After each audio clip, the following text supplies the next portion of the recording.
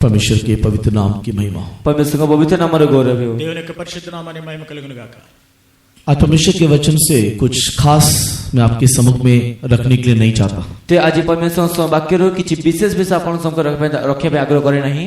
దేవుని యొక్క వాక్యం నుండి ఒక మంచి విషయాన్ని మీ ఎదుట పెట్టాలని నేను అనుకోవట్లేదు కానీ एक छोटे से विषय को मैं आज आपके सामने रखूंगा और उस वचन को हम लोग एक 4 दृष्टिकोण में हम लोग उसको ध्यान करेंगे। कोई छोटे वाक्य आपण मन को सम्मुख रखिबे एवं से वाक्य को हम 4 दृष्टिकोण आपण मन को सम्मुख ध्यान करिबा। ఒక చిన్న వాక్యాన్ని మీ ఎదుట పంచుకొని దాన్ని మనము 4 విషయములుగా మన దృష్టికోణాన్ని నిలుపుదాం। कीवर्ड्स के रूप में मैं कोई वचन को ना लेते हुए ते मूल वाक्य स्वरूप कौन से वाक्य न नहीं మరి మూల వాక్యముగా ఏ వాక్యము తీసుకొనకుండా शायद हो सकता है कि परमेश्वर के वचन को सुनने के टाइम आपको लगेगा कि इसमें कुछ भी नहीं था। तो ही परे आपण परमेश्वर वाक्य सुनले पर आपण लागिबो जे एते किछि नथिला बोली। ఈ వాక్యం విన్న తర్వాత ఈ వాక్యములో ఏమీ లేదని మీరు అనుకోవచ్చు। इसी के लिए एक वचन मैं आपको याद दिलाना चाहूंगा जो हमारे सब्जेक्ट से बाहर है, अलग है, बिल्कुल भी कोई ताल्लुकात या कोई संबंध नहीं है। सेति मध्ये गोटे वाक्य म आपण परमेश्वर वाक्य देबे जो से कि आमान का विश्ववस्तु सब कोनसी मध्ये संबंध नहीं। మరి నేను ఒక వాక్యాన్ని మీకు చెప్తాను అది ఏదైతే మన సబ్జెక్ట్ కి మరి ఏమీ సంబంధం లేదు। यद्यपि वो सब्जेक्ट के साथ रिलेशन नहीं रखता है तो भी हमारे लिए वो अच्छा है पढ़ने से। तेबे यद्यपि ता आमान का विश्ववस्तु सब कोनसी रीतिरे मध्ये संपर्क न रखे तथापि मध्ये ता पढिबा उत्तम अटे। మరి మన యొక్క సబ్జెక్ట్ తోనే ఆ యొక్క వాక్యంకి ఎటువంటి సంబంధం లేనప్పటికీ కూడా మనం ఆ వాక్యం చదవడం అవసరమై ఉన్నది। कृपा करके पढ़ेंगे 1 Corinthians chapter 1 and verse 21। दयाकरी पढिबा प्रथम कोरिन्थ प्रथम अध्याय 21 पद। మొదటి కొరింథీ 1వ అధ్యాయము 21వ వచనము। 1 Corinthians पहला अध्याय 21 वचन। प्रथम कोरिन्थ प्रथम अध्याय 21 पद। మొదటి కొరింథీ 1వ అధ్యాయము 21వ వచనము। क्योंकि जब परमेश्वर के ज्ञान के अनुसार संसार ने ज्ञान से परमेश्वर को न जाना तो परमेश्वर को यह अच्छा लगा कि इस प्रचार की मूर्खता के द्वारा विश्वास करने वालों को उद्धार दे।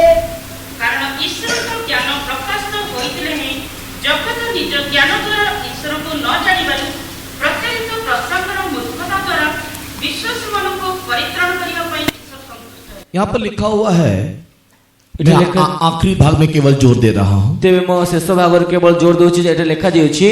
ఆ వాక్యంలో రాయబడిన చివరి మాటను నేను ధ్యానించమని చెబుతున్నాను। प्रचार की मूर्खता से, प्रसंगर मूर्खता रे, ప్రకటనను వెరితనము ద్వారా, प्रचार के मूर्खता से, प्रचार मूर्खता द्वारा, ప్రకటనను వెరితనము ద్వారా विश्वास करने वालों के लिए विश्वास करी मान को निमंते నమ్మువారిని परमेश्वर सामर्थ के काम करता है, उद्धार के काम करता है। परमेश्वर सामर्थ्य कार्य करंदी बा परित्राण कार्य करंदी। దేవుడు శక్తి కార్యములు రక్షించే కార్యమును నెరవేరుస్తాడు। आज भी मैं इसी प्रकार एक मूर्खता की बात बोलने जा रहा हूँ। त आज मध्ये ए प्रकार गोटे मूर्खतार विषय कहबे जाउछि। ఈ దినమున కూడా ఒక మూర్ఖత అనే మాటను నేను अब చెప్పబోతున్నాను। बड़े बड़े लोगों के साथ उस वचन को तुलना करने के टाइम में, आपके अपने कैलकुलेशन को देखने के टाइम में शायद मैं बोलने वाला वचन आपके लिए मूर्खता होगा। तेबे आपण बड़ बड़ लोक मान को से वाक्य को नै कि प्रश्न आलोचना करबा समय होई पारे मु कहतो विषय जे आपण में मूर्खता रूप देखा दोथिबो। మీరు పెద్ద పెద్ద వారితో ఈ వాక్యమును పంచుకొని మాట్లాడినప్పుడు నేను చెప్పిన ఈ వాక్యము ఒక మూర్ఖమైన వాక్యముగా ఉండవచ్చు। केवल उतना नहीं, आपके अंदर भी कई प्रकार का कैलकुलेशन होगा कि सतिकि ने आपण मान को भीतर भी केते प्रकार हिसाब थिबो। అంతే కాదు కానీ మీలో కూడా చాలా క్యాలిక్యులేషన్స్ कई प्रकार का रेवलेशन होगा एज ए सीनियर बिलीवर्स। तेबे गोटे उच्च पदधारी से विशेष इतिहास से आपण मान को मध्ये केते उच्च धरण आलोचना थिबो। आलोचना नहीं, प्रकाशन थी, प्रकाशन थिबो। సీనియర్ బిలీవర్స్ ఉన్నారు కూడా వారికి కూడా ఒక ప్రకాశనం ఉంటుంది।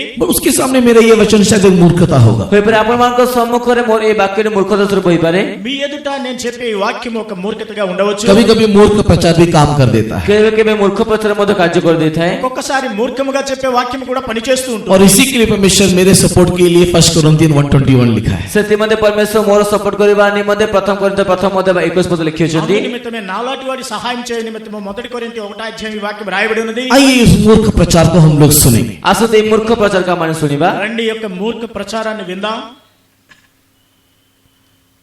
Luke the Gospel, लूका समाचार లూకా సువార్త verse chapter 22 22 अध्याय 22వ అధ్యాయం and verse 36 में एक बात मुझको समझ में नहीं आया। तर 36 पद रे गोटे विषय मध्ये जमार बुझा पडला नाही। 36వ వచనం నాకు అర్థం కాలేదు।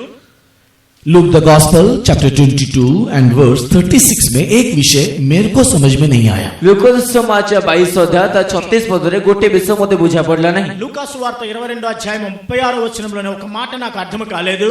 पढ़ेंगे कृपा करके। చదవండి। दयచేసి पढिबा।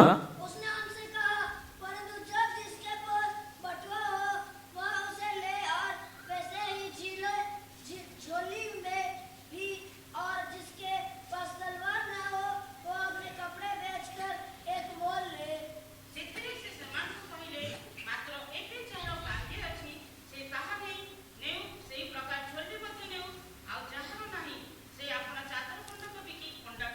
मैं आप लोगों से थोड़ा मदद चाहता हूँ। ମୁଁ ଆପଣଙ୍କ ଟିକେ ସାହାଯ୍ୟ ମାଗେ। మీ వద్ద నుండి సహాయం కోరుకుంటున్నాను। यहाँ पर क्या लिखा है? ତ ଏଠି କଣ ଲେଖା ఇక్కడ ଦେଇଛି? ఏమని రాయబడింది? यीशु मसीह यहाँ पर क्या बोल रहा है? ଯୀଶୁଖ୍ରୀଷ୍ଟ ଏଠାରେ କଣ କହୁଛନ୍ତି? యేసుక్రీస్తు ఏమని చెప్తున్నారు? जिसके पास पर्स हो, बटुआ हो, वो लोग क्या करना चाहिए?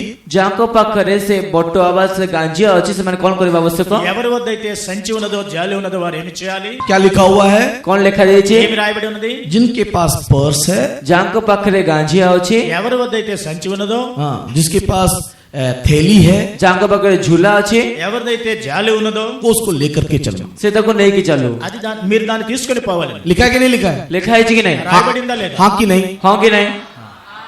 ये बात मेरे को समझ में नहीं आया। এই বিষୟ ମତେ ବୁଝା ପଡିଲାନି। ఈ విషయం నాకు అర్థం కాలేదు। सेकेंडली, ଦ୍ୱିତୀୟତଃ రెండవదిగా जिसके पास तलवार नहीं है, ଯାହାଙ୍କ ପାଖରେ ଖଡ୍ଗ ନାହିଁ, ఎవరి వద్ద అయితే కత్తి లేదో कैसे खरीदने के लिए बोला କି ପ୍ରକାର କିଣିବା ପାଇଁ କହିଲେ? ఏ విధముగా కొనుక్కోమని చెప్పాడు ఆయన? है? अपना कपड़ा बेच के तलवार खरीदना। ନିଜର ପୋଷାକ ବା ନିଜ ଚାଦର ବିକିକି ସେ ଖଣ୍ଡା କିଣିବାର తన ଅଛି। బట్ట నమ్మి కత్తి కొనుక్కునేవాళ్ళు। ये तो मेरे को बिल्कुल भी समझ में नहीं आया। ଏ ତ ମତେ ଜମାରୁ ବୁଝା ఇది ପଡିଲାନି। కూడా నాకు అసలు అర్థం కాలేదు। क्यों? କଣ ପାଇଁ? ఎందు నిమిత్తము? क्यों समझ में नहीं आया? କଣ ପାଇଁ ବୁଝା ପଡିଲାନି? ఎందుకు అర్థం కాలేదు? क्योंकि ଯେହେତୁ କି ఎందుకనగా मैथ्यू गॉस्पेल ମାଥିକ ସୁସମାଚାର మత్తయి సువార్త चैप्टर 10 10 ଅଧ୍ୟାୟ 10వ అధ్యాయము वर्स 10 ତାର 10 ପଦରେ 10వ వచనము प्रभु यीशु मसीह ने सेवा के आरंभ में कहा, ପ୍ରଭୁ ଯୀଶୁଖ୍ରୀଷ୍ଟ ସେବା କାର୍ଯ୍ୟ ଆରମ୍ଭରେ ହିଁ କହିଲେ, ప్రభువైన యేసుక్రీస్తు తన సేవా కార్యక్రమం ఆరంభంలో చెప్పి ఉన్నారు, यात्रा में जाने के टाइम में, ଯାତ୍ରାରେ ଯିବା ସମୟରେ, మీరు ప్రయాణం చేసే సమయంలో, सेवा में आगे बढ़ने के टाइम में, ସେବାରେ ଆଗକୁ ବଢିବା ସମୟରେ సేవలో ముందుకు కొనసాగే సమయంలో तो कोई पर्स लेकर के नहीं जाना, ତେବେ କେହି ମଧ୍ୟ ପର୍ସ ନେଇକି ଯିବାର ନାହିଁ, ఎవరు కూడా తన సంచిని తీసుకుని వెళ్ళకూడదు, कोई उस थैली को लेकर के नहीं जाना, କେହି ଝୋଲି ନେଇକି ଯିବାର ନାହିଁ, ఎవరు కూడా తన జాలినైను తీసుకొనకూడదు, कोई जाकर के अपना कपड़ा लेकर के नहीं जाना। କେହି ନିଜର ଅଙ୍ଗରଖା ନେଇକି ଯିବାର ନାହିଁ। ఎవరు తమ అంగీలను తీసుకొనకూడదు। देखो पढ़ के देखो, है क्या नहीं है? केवल उड़िया भाषा में पढ़ो। ଓଡ଼ିଆ ଭାଷାରେ ପଢି ଦେଖିବା। ଓଡ଼ିଆలో చదవండి। ଆଉ ଯାତ୍ରା ନିମନ୍ତେ ଝୋଲି କିମ୍ବା ଦୁଇଟି ଅଙ୍ଗରଖା ଅବା ଜୋତା କିମ୍ବା ବାଡ଼ି ଆୟୋଜନ କର ନାହିଁ। परमेश्वर के नाम की महिमा होवे। ପରମେଶ୍ୱର ନାମରେ ଗୌରବ ହେଉ। దేవుని యొక్క పరిశుద్ధనామాన్ని మహిమ यात्रा के लिए क्या क्या नहीं लेना? ଯାତ୍ରା ପାଇଁ କଣ କଣ ନେବାର ନାହିଁ? మీరు ప్రయాణంలో వెళ్ళినప్పుడు ఏం తీసుకొనకూడదు? पर्स थैली नहीं लेना, ତେବେ ପର୍ସ ବା ଝୋଲି ନେବାର ନାହିଁ, సంచి జాల తీసుకొనకూడదు, कपड़ा भी लेकर के नहीं जाना। ଅଙ୍ଗରଖା ବା ପୋଷାକ ମଧ୍ୟ ନେଇକି ଯିବାର అంగీలు ନାହିଁ। తీసుకొనకూడదు। लूक 22:36 में क्या पढ़ा? ଲୁକୋସ ସମାଚାର 22 ଅଧ୍ୟାୟ 36 ପଦରେ ଆମେ କଣ ପଢିଲୁ? లూకాసు వార్త 22:36 లో ఏమని చదివాం? थैली होने से साथ में लेके जाओ, ତେବେ ଝୋଲି ଥିଲେ ସାଙ୍ଗରେ ନେଇକି ଯାଅ, నీకు జాలి ఉన్నట్లయితే తీసుకొని వెళ్ళు, तलवार नहीं होने से खरीद लो। ते ଖଡ୍ଗ ନଥିଲେ ତା କିଣି ନିଅ। కత్తి లేనట్లయితే కొనుక్కొని अभी వెళ్ళు। दोनों को पढ़ने से कंफ्यूजन हो गए। ଏବେ ଦୁଇଟି ଯାକ ବାକ୍ୟ ପଢିଲେ ଗୋଟେ ଦ୍ୱନ୍ଦ୍ୱତା ଆସିବ କି ఈ ନାହିଁ? రెండు చదివినప్పుడు మనకి సందేహం ఏర్పడుతుంది। परमेश्वर के नाम की महिमा होवे। ପରମେଶ୍ୱର ନାମର ଗୌରବ ହେଉ। దేవుని యొక్క పరిశుద్ధనామాన్ని మహిమ इसी के लिए मैं भी कंफ्यूज हूँ। ସେଥି ନିମନ୍ତେ ମୁଁ ମଧ୍ୟ ଦ୍ୱନ୍ଦ୍ୱରେ ପଡିଛି। అందుకే నాకు కూడా మరి సందేహం इसी के लिए प्रचार मूर्ख प्रचार हो सकता है, ସେଥି ନିମନ୍ତେ ପ୍ରଚାରଟେ ମୂର୍ଖ ପ୍ରଚାର ହେଇପାରେ। అందు నిమిత్తం ఇది మూర్ఖమైన ప్రకటన కావచ్చు। लेकिन पता नहीं शायद ये मूर्ख प्रचार भी किसी के अंदर काम कर जाए, ଜଣା ନାହିଁ ଏ ମୂର୍ଖ ପ୍ରଚାର କାହା ଭିତରେ କାର୍ଯ୍ୟ କରିଯାଉ, ఈ మూర్ఖతరమైన సువార్త ఎవరినైనా పని చేయబడదు। या फिर मेरे अंदर काम कर जाए, आप लोग के अंदर ना करे। ନଚେତ ଆପଣ ମଧ୍ୟ କାର୍ଯ୍ୟ ନ କଲେ ମୋ ଭିତରେ କାର୍ଯ୍ୟ କରିଯାଉ। మీ మధ్య పని చేయనప్పుడు నాలో పని చేయొచ్చు। परमेश्वर के नाम की महिमा होवे। ପରମେଶ୍ୱର ନାମର ଗୌରବ ହେଉ। దేవుని యొక్క పరిశుద్ధనామాన్ని మహిమ बिकॉज टाइम फ्रेम हमारे पास बहुत कम होने के कारण ଯେତିକି ସମୟର ସୀମା ଆମ ଅତି କମ ଥିବା ସକାଶୁ సమయం మనకి తక్కువగా ఉండటం బట్టి मैं इस टोटल विषय को नहीं लेते हुए केवल एक विषय को लेने के लिए आग्रह करता हूँ। ମୁଁ ସମ୍ପୂର୍ଣ୍ଣ ବିଷୟବସ୍ତୁ ନ ନେଇକି ଗୋଟେ ବିଷୟବସ୍ତୁ ନେବା ପାଇଁ ଆଗ୍ରହ କରେ। సంపూర్ణమైన విషయాన్ని తీసుకొనక ఒక్క విషయాన్ని నేను చూస్తాను। परमेश्वर यहाँ पर बोल रहा है, कपड़ा बेच के तलवार खरीदो। आज मैं तलवार के संबंध में कुछ बातें बोलने के लिए आग्रह करता हूँ। ते परमेश्वर କହୁଛନ୍ତି ତୁମେ ନିଜ ଚାଦର ବା ନିଜ ପୋଷାକ ବିକି ସେ ଖଣ୍ଡା କିଣ, ସେ ଖଣ୍ଡା ବିଷୟରେ କିଛି କହିବା ପାଇଁ ଆଗ୍ରହ କରେ। దేవుడు అంటున్నాడు అక్కడ నీ వస్త్రములను అమ్మి కత్తి కొనుక్కో అంటున్నాడు। ఆ విషయాన్ని చెప్పబోతున్నాను। उसके ऊपर के विषय जो लिखा हुआ है पर्स और थैली जो लेकर के जाना है, मैं इसको स्किप कर रहा हूँ। ତେବେ ତା ଉପର ବାକ୍ୟ ଯୋଉ ଲେଖା ଯିଏ ଅଛି ସେ ପର୍ସ କିମ୍ବା ଝୋଲି ଯୋଉ ନେଇକି ଯିବାର ଅଛି ତାକୁ ମୁଁ ଛାଡି ଦଉଛି। మీ సంచి మీ జాల తీసుకుని వెళ్ళండి। ఆ విషయాన్ని నేను విడిచిపెడతాను। परमेश्वर के नाम की महिमा होवे। परमेश्वर नामର गौरव ହେଉ। దేవుని యొక్క పరిశుద్ధనామాన్ని మహిమ तो आज हम लोग सॉर्ड नहीं तो तलवार के विषय में कुछ बातें पढ़ करके देखेंगे। ତେବେ ଆଜି ଆମମାନେ ସେ ଖଡ୍ଗ ବିଷୟ କିଛି ବିଷୟ ଧ୍ୟାନ କରି ଦେଖିବା। ఈ దినమున కత్తి విషయంలోనే మనం కొన్ని విషయాలు ధ్యానిద్దాం। यहाँ पर प्रभु यीशु मसीह बोल रहा है ଏଠି ପ୍ରଭୁ ଯୀଶୁଖ୍ରୀଷ୍ଟ କହୁଛନ୍ତି ప్రభువైన యేసుక్రీస్తు చెబుతూ ఉన్నారు, कि जिसके पास तलवार नहीं है वो भी तलवार खरीदना चाहिए। ତେବେ ଯାହା ପାଖରେ ଖଡ୍ଗ ନାହିଁ ସେ ଖଡ୍ଗ କିଣିବାର ଅଛି। ఎవరి వద్ద అయితే కత్తి లేదో వాడు కత్తి కొనుక్కొనవలెను। ये वही प्रभु यीशु मसीह है ଏ ସେଇ ପ୍ରଭୁ ଯୀଶୁଖ୍ରୀଷ୍ଟ ଅଟନ୍ତି। ఆ ప్రభువే जो बाद में बोलने वाला है, जे कि ପରେ କହିବା ପାଇଁ ଯାଉଛନ୍ତି, తర్వాత చెప్తూ ఉన్నారు, जो तलवार से मारेगा वो तलवार से मरेगा। ଯେ ଖଡଗ ଦ୍ୱାରା ଘାତ କରିବ ସେ ଖଡଗ ଦ୍ୱାରା ଘାତ କରାଯିବ। మరి కత్తి వలన ఎవరైతే దూస్తాడో ఆ కత్తి వలన వాడు నాశనం చెందుతాడు. मैथ्यू चैप्टर 26 ମାର୍ଥିକ ସମାଜ 26 ଅଧ୍ୟାୟ మత్తయి సువార్త 26వ అధ్యాయం वर्स 52 पढ़ने के टाइम में, 52 పద పడిన సమୟରେ 52వ వచనం చూసినట్లయితే मैथ्यू गॉस्पेल चैप्टर 26 वर्स 52 पढ़ने के टाइम में ମାର୍ଥିକ ସମାଜ 26 ଅଧ୍ୟାୟ ତାର 52 ପଦ ପଡ଼ିବା ସମୟରେ మత్తయి సువార్త 26వ అధ్యాయం 52వ వచనం చూసినట్లయితే यीशु मसीह ने पतरस को देख करके कहा, क्योंकि पतरस ने उस तलवार को लेकर के महायाजक के दास को काट दिया, कान को काट दिया, इस कारण से प्रभु यीशु मसीह पतरस को बोल रहा है, ଯେବେ ଯେହେତୁ କି ପିତର ସେ ଖଡଗ ନେଇକି ମହାଯାଜକଙ୍କ ଦାସର କାନ କାଟିଦେଲେ, ସେଥିପାଇଁ ପ୍ରଭୁ ଯୀଶୁ ଖ୍ରୀଷ୍ଟ ତାଙ୍କୁ କହିଲେ, మరి పేతురు అక్కడ చూసినట్లయితే కత్తి దూసి ప్రధాన యాజకుని దాసుని పట్టి వాని చెవి తెగ నరికిన గనుక యేసు ప్రభు అక్కడ ఆ విషయాన్ని अभी पढ़ने के लिए समय नहीं है। 52 वचन में लिखा है, ସେ ପଢିବା ପାଇଁ ସମୟ ନାହିଁ, 52 ପଦ ଲେଖା ଦେଇଛି, 52వ వచనంలో రాయబడి ఉన్నది, अपने तलवार को अंदर रख, ନିଜ ଖଡଗ ଖାପରେ ରଖ, నీ కత్తి వరలో తిరిగి పెట్టుము, जो तलवार से मारेगा वो तलवार से मरेगा। ଯେ ଖଡଗ ଘାତ କରିବ ସେ ଖଡଗରେ ଘାତ କରାଯିବ। కత్తి పట్టుకుని వారందరూ కత్తి చేతనే నశించురు. इसी के लिए मेरे को दोबारा कंफ्यूजन आ रहा है। ସେଥିମଧ୍ୟ ମୋ ଦ୍ୱିତୀୟ ଥର ଗୋଟେ ଦ୍ୱନ୍ଦ୍ୱ ଆସିଲା। అందుకని రెండవసారి నాకు సందేహం कपड़ा बेच के तलवार खरीदने के लिए बोलने वाले यीशु, ତେବେ ସେ ଖଡଗ ଚାଦର ବିକିକି ଖଡଗ କିଣିବା ପାଇଁ କହୁଥିବା ଯୀଶୁ, వస్త్రంలోనే అమ్మి కత్తి తీసుకోవాలని చెప్పిన యేసు, कपड़ा बेच करके तलवार खरीदो करके बोलने वाले यीशु, ନିଜ ଚାଦର ବିକିକି ବା ନିଜ ପୋଷାକ ବିକି ଖଡଗ କିଣ ବୋଲି କହୁଥିବା ଯୀଶୁ, మీ వస్త్రంలో నమ్ముకొని కత్తిని కొనుక్కోవాలని చెప్పిన యేసుక్రీస్తు तलवार को इस्तेमाल करने से बोल रहा है, तलवार से मारने वाला तलवार से मरेगा। ତେବେ ଖଡଗକୁ ବ୍ୟବହାର କରିବା ସମୟ କହୁଛନ୍ତି ଯେ ଖଡଗ ଦ୍ୱାରା ମାରିବ ସେ ଖଡଗ ଦ୍ୱାରା ମରାଯିବ। ఆ కత్తిని ఉపయోగించే సమయంలోని ఆ కత్తిని వరలో పెట్టుము, కత్తి ఎవరైతే तलवार खरीदो करके बोलने के समय में ଯେ ଖଡଗ କିଣ ବୋଲି କହିବା ସମୟରେ కత్తి తీసుకోవాలి కొనుక్కోవాలని చెప్పినప్పుడు 38 वचन में शिष्यों में से किसी ने आकर के यीशु को कहा, 38 ପଦରେ ଶିଷ୍ୟମାନଙ୍କ ମଧ୍ୟରୁ କେହି ଜଣ ଯୀଶୁଙ୍କୁ କହିଲେ, 38వ వచనంలో మరి శిష్యులు కొంతమంది యేసుక్రీస్తు Luke the gospel chapter 22 verse 38 में यीशु मसीह ने कहा, ଲୁକ ସମାଚାର 22 ଅଧ୍ୟାୟ 38 ପଦରେ ଶିଷ୍ୟମାନେ ଯୀଶୁଙ୍କୁ କହିଲେ, लूक चैप्टर 22 वर्स 38 में यीशु मसीह बोल रहा है, लूक सॉरी समाचार- शिष्य बोल रहा है, ଲୁକ ସମାଚାର 22 ଅଧ୍ୟାୟ 38 ପଦରେ ଶିଷ୍ୟମାନେ କହୁଛନ୍ତି, లూకా సువార్త 22వ అధ్యాయం 38వ వచనంలో శిష్యులు ఈ విధంగా చెప్తున్నారు, प्रभु हमारे पास तो 2 तलवार है। ప్రభు ଆମମାନଙ୍କ ପାଖରେ ଦୁଇଟି ଖଣ୍ଡା ଅଛି। ప్రభు ఇదిగో ఇక్కడ రెండు కత్తులు ఉన్నావనగా यीशु मसीह ने बड़े ज्ञान से, बड़े बुद्धि से वहां पर बोला, इट इज इनफ। ତେବେ ଯୀଶୁ ଖ୍ରୀଷ୍ଟ ବଡ ଜ୍ଞାନରେ ବଡ ବୁଦ୍ଧି ସହ କହିଲେ ଯଥେଷ୍ଟ ଅଛି। యేసుక్రీస్తు అక్కడ చాలా బుద్ధితో జ్ఞానంతో చెప్పిన చాలును అనెను। यीशु मसीह व्यर्थ में कोई बात बोलता नहीं। ଯୀଶୁ ଖ୍ରୀଷ୍ଟ ତ ବ୍ୟର୍ଥରେ କୌଣସି ବିଷୟ କହନ୍ତି ନାହିଁ। యేసుక్రీస్తు వ్యర్థముగా ఒక్క మాట అయినా పలకరు। अगर आप यीशु मसीह की सेवा को देखोगे, ଯଦି ଆପଣ ଯୀଶୁ ଖ୍ରୀଷ୍ଟଙ୍କ ସେବା କାର୍ଯ୍ୟକୁ ଦେଖିବେ, యేసుక్రీస్తు యొక్క సేవా కార్యక్రమాన్ని చూచినట్లయితే चलेगा, चला लेंगे, चलता है, ऐसा कोई डायलॉग यीशु मसीह ने कभी नहीं कहा। ତେବେ ଚଳିବ, ଚଳେଇଦେବା, ଚଳୁଛି ଏ ପ୍ରକାର କୌଣସି ମଧ୍ୟ ଡାଇଲଗ ଯୀଶୁ ଖ୍ରୀଷ୍ଟ କହିଲେ ନାହିଁ। పర్వాలేదు, నడుస్తుంది, నడవబోతుంది అని ఇటువంటి సేవా కార్యక్రమం ఎప్పుడు చెప్పలేదు। उदाहरण के तौर में एक जवान व्यक्ति यीशु के पास आया, ଉଦାହରଣ ସ୍ୱରୂପ ଜଣେ ଯୁବା ବ୍ୟକ୍ତି ଯୀଶୁ ପାଖକୁ ଆସିଲେ, ఉదాహరణ పూర్వకంగా ఒక యవనస్తుడు యేసుక్రీస్తు వద్దకు వచ్చారు। यीशु मसीह के पास आकर के आग्रह जताया, ଯୀଶୁ ଖ୍ରୀଷ୍ଟ ପାଖକୁ ଆସି ନିଜ ଆଗ୍ରହକୁ ସେ ଜଣାଇଲେ, ఆయన యేసుక్రీస్తు వద్దకు వచ్చి తన యొక్క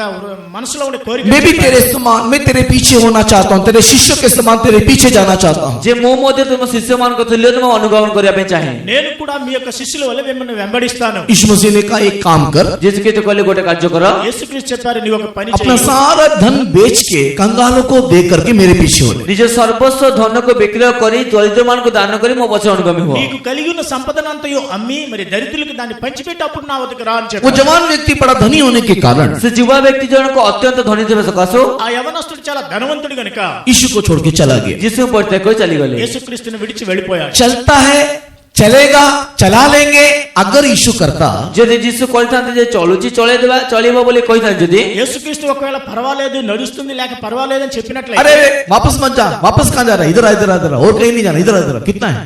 ତେବେ ହଉ ଠିକ ଅଛି, ଫେରି କମାଇ ଯାଉଛ, କିଛି କଥା ନାହିଁ, ଆସ ଆସ, କୋଉଠି ఇప్పుడు କେତେ యేసుక్రీస్తు ଅଛି, నువ్వు వెనక్కి వెళ్ళవద్దు, ఏమైంది, నువ్వు నా వద్దకు రా అని చెప్పేవాడు। हाँ, कितना करके नहीं पूछा। ତେବେ କେତେ ଅଛି ବୋଲି ପଚାରିଲେ ନାହିଁ। ఎంత ఉందని అడగలేదు। अच्छा देखो, पूरा देने के लिए मुश्किल हो रहा है क्या? ଆଉ ତମକୁ ପୁରା ଦେବା ପାଇଁ କଷ୍ଟ ହଉଛି କି? ఈ ఆస్తి అంతా పంచిపెట్టడానికి నీకు కష్టం అవుతుంది। आधा दे सकता है क्या? ଅଧା ଦେଇପାରିବ କି? సగం ఇవ్వగలవా? चला लूंगा मैं। ମୁଁ ଚଳେଇଦେବି। పర్వాలేదు। अच्छा ठीक है, एक काम कर, 1/4 दे सकता है क्या? ଆଚ୍ଛା ଠିକ ଅଛି, 1/4 ଦେଇପାରିବ କି? 1/4 ఇవ్వగలవా? एक दशम दे सकता है क्या? 1/10 ଦେଇପାରିବ କି? దశభాగం मैं ఇవ్వగలవా? एडजस्ट कर देता हूँ। ମୁଁ ଆଡଜଷ୍ଟ କରିଦେବି। నేను అడ్జస్ట్ చేస్తాను। చూశాను. ऐसा यीशु मसीह ने बोला क्या? এই প্রকার যিশু কহিলে কি ఈ విధముగా యేసుక్రీస్తు చెప్పారా? बोला क्या? কহিলে কি చెప్పారా? इसका मतलब क्या है? তার অর্থ কোন অটে? దాని అర్థం ఏమనగా चलता है चलेगा चलाने वाला डायलॉग यीशु के पास नहीं है। ତେବେ ଚଳୁଛି ଚଳାଇ ଦେବା ଚଳିବ এই ପ୍ରକାର ଡାଇଲଗ ଯୀଶୁଙ୍କ ପାଖରେ ନାହିଁ।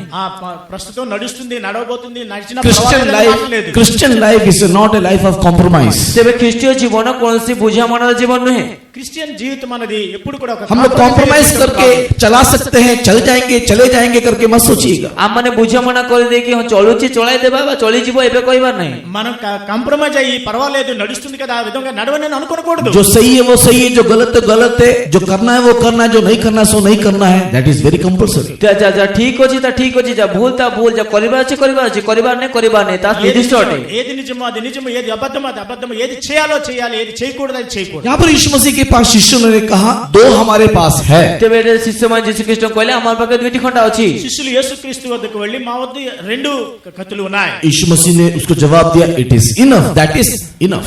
ଯୀଶୁଖ୍ରୀଷ୍ଟ ଉତ୍ତର ଦେଲେ ଯଥେଷ୍ଟ ଅଛି, ମାନେ ଯଥେଷ୍ଟ ହେଲା। యేసుక్రీస్తు చెప్పారు సరిపో ఆ విధంగా। तो that means two sword is enough. ତାର ଅର୍ଥ ଦୁଇଟି ଖଡ୍ଗ ଆମ ପାଇଁ ଯଥେଷ୍ଟ ଅଟେ। అంటే రెండు కత్తులు చాలును। हमारे लिए दो तलवार काफी है। ଆମମାନଙ୍କ ପାଇଁ ଦୁଇଟି ଖଡ୍ଗ ଯଥେଷ୍ଟ ଅଟେ। మన నిమిత్తము రెండు కత్తులు సరిపోతాయి। बट कंफ्यूजन यहाँ पर यह କିନ୍ତୁ है ଏଠି ଦ୍ୱନ୍ଦ୍ୱତା ଏଥି ନିମନ୍ତେ ଆସୁଛି, ఇక్కడ ఏర్పడిన సందేహం ఏమనగా व्हाई दिस सॉर्ड, ତେବେ ଏ ଖଡ୍ଗ କଣ ପାଇଁ, అసలు ఈ కత్తి ఎందుకు, कैसे काम करने के लिए, ସେ କି ପ୍ରକାର କାର୍ଯ୍ୟ କରିବା ପାଇଁ, ఎటువంటి పని చేయని, किस प्रकार के सॉर्ड के बारे में यीशु मसीह बोल रहा है। ତେବେ କେଉଁ ପ୍ରକାର ଖଡ୍ଗ ବିଷୟରେ ଯୀଶୁଖ୍ରୀଷ୍ଟ କହୁଛନ୍ତି। ఏ కత్తి విషయంలోని యేసుక్రీస్తు చెప్పి ఉన్నారు। इसी के लिए परमेश्वर के प्रिय लोगों, ସେଥିମଧ୍ୟ ପରମେଶ୍ୱର ପିଲାମାନେ అందు నిమిత్తమే ప్రియమైన దేవుని బిడ్డలారా, हम लोग परमेश्वर के वचन को पढ़ने के टाइम में ଆମମାନେ ପରମେଶ୍ୱର ବାକ୍ୟ ପଢିବା ସମୟରେ మనము దేవుని యొక్క వాక్యం చదివే సమయంలో आत्मा में होते हुए नहीं पढ़ने से, ଆତ୍ମାରେ ଥାଇକି ନ ପଢିଲେ, ఆత్మపూర్వకముగా చదవనట్లయితే, आत्मा में उस बात को समझने की कोशिश नहीं करने से, ସେ ଆତ୍ମାରେ ସେ ବିଷୟକୁ ବୁଝିବା ପାଇଁ ଚେଷ୍ଟା ନ କରିଲେ, ఆత్మ ద్వారా దాన్ని అర్థం చేసుకోవడానికి ప్రయత్నం చేయనట్లయితే, सेकंड पीटर 3:16 हो जाएगा। ଦ୍ୱିତୀୟ ପିତର 3:16 ପଦ ହେଇଯିବ।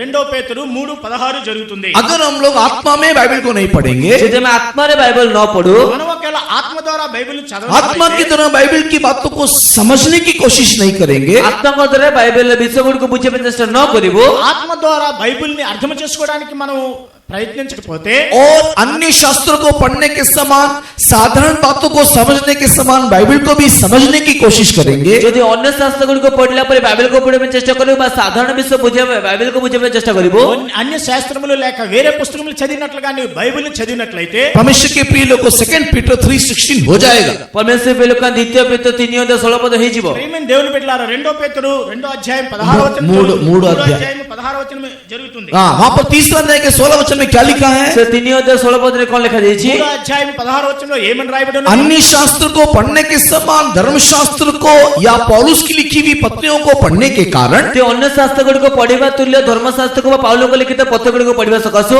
అన్య శాస్త్రం వల్లే ధర్మశాస్త్రంలో పౌలు రాసిన ఈ పత్రికలను చదువుటను బట్టి, अन्य शास्त्र को समझने की रीति में इस शास्त्र को समझने के कारण ଅନ୍ୟ ଶାସ୍ତ୍ରକୁ ଯେ ପ୍ରକାର ବୁଝନ୍ତି ସେଇ ପ୍ରକାର ରୀତିରେ ଏଇ ଶାସ୍ତ୍ରକୁ ବୁଝିବା ସକାଶୁ, అన్య శాస్త్రములు చదివి అర్థం చేసుకున్న రీతిగా ఈ యొక్క బైబిల్ ను కూడా ఆ విధంగా అర్థం చేసుకోవాలనుకుంటే, अनेक लोग विनाश हो गए करके लिखा हुआ है, विनाश की ओर जा रहे करके लिखा हुआ ସେ है। ଅନେକ ଲୋକମାନେ ବିନାଶ ହୋଇଯାଇଛନ୍ତି ବା ବିନାଶ ଆଡ଼କୁ ଗତି କରୁଛନ୍ତି ବୋଲି ଲେଖାଯାଇଛି। అనేక మంది నాశనం అవుతున్నారు, నాశన మార్గంలోనికి వెళుతున్నారు। बाइबल को लिखा हुआ वचन को साधारण ज्ञान से नहीं समझ सकते। ते ବାଇବେଲ ଲେଖାଯାଇଥିବା ବାକ୍ୟକୁ ସାଧାରଣ ଜ୍ଞାନରେ ବୁଝିପାରିବା ନାହିଁ। దేవుని యొక్క వాక్యమును సాధారణమైన జ్ఞానంతో అర్థం చేసుకోలేము। साधारण रीति से हम उसको ले नहीं सकते। ସାଧାରଣତଃ ରୀତିରେ ଆମେ ତାକୁ ନେଇପାରିବା ନାହିଁ। సాధారణంగా మనం దాన్ని తీసుకోకూడదు। लिखा हुआ हर एक वचन आत्मा के द्वारा प्रेरित है, आत्मा के द्वारा प्रेरणा प्राप्त है। ସେ ଲେଖାଯାଇଛି ପ୍ରତ୍ୟେକ ବାକ୍ୟ ଆତ୍ମାଙ୍କ ଦ୍ୱାରା ପ୍ରେରିତ ବା ପ୍ରେରଣା ପ୍ରାପ୍ତ ଅଟନ୍ତି।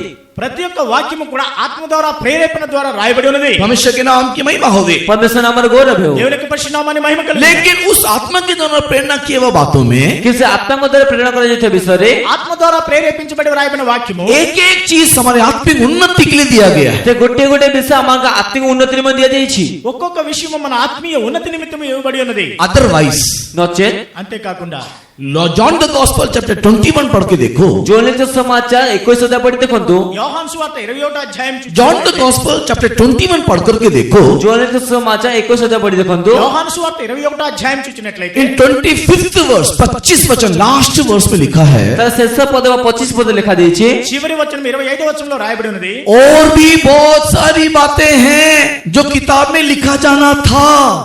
ଆହୁରି ଅନେକ ଗୁଡେ ବିଷୟ ଅଛି ଯାହାକି ପୁସ୍ତକ ଲେଖାଯିବାର ଥିଲା। ఈ యొక్క గ్రంథంలో రాయబడినవి అనేకమైన విషయములు ఇంకా ఉన్నవి. लेकिन वो सब कुछ लिखा नहीं गया। କିନ୍ତୁ ସବୁ କିଛି ଲେଖା ଗଲା ନାହିଁ। అవన్నీ వ్రాయబడలేదు. वो सारी बातों को अगर लिखते ସେ ସମସ୍ତ ବିଷୟ పుస్తକ ଲେଖା ହେଇଥାନ୍ତା విషయములన్నీ రాయాలంటే इस पृथ्वी में कोई किताब नहीं होता जिसमें ये सारी बातें समाता। ତେବେ ପୃଥିବୀରେ କୌଣସି పుస్తକ ନଥାନ୍ତା ଯେଉଁଥିରେ କି ଏ ସମସ୍ତ ବିଷୟ ହୁଅନ୍ତା। అన్ని విషయములు రాయటానికి సరిపడే పుస్తకం ఈ లోకములో లేదు. ऐसा होने से ଯଦି ఏ ప్రକାର ହୁଏ ఏ విధముగా అయినట్లయితే बहुत सारे चीजों को नहीं लिखा, ଅନେକ ଗୁଡେ ବିଷୟକୁ ଲେଖାଗଲା ନାହିଁ। అనేకమైన విషయములు రాయబడలేదు. खास खास बातों को लिखा। ବିଶେଷ ବିଶେଷ ବିଷୟକୁ ଲେଖାଗଲା। విశేషమైన కార్యములే तो రాయబడి बाइबल में लिखा हुआ एक एक विषय बहुत ही इंपॉर्टेंट है, बहुत ही खास है और हमें समझना है कि वो क्या है। ସେଥିପାଇଁ ବାଇବେଲ ଲେଖାଯାଏ ତ ଗୋଟେ ଗୋଟେ ବିଷୟବସ୍ତୁ ବହୁତ ବିଶେଷ ବହୁତ ଖାସ ଅଟେ। ସେଥିପାଇଁ ଆମକୁ ବୁଝିବାର ଅଛି ଯେ ତା କଣ ଅଟେ।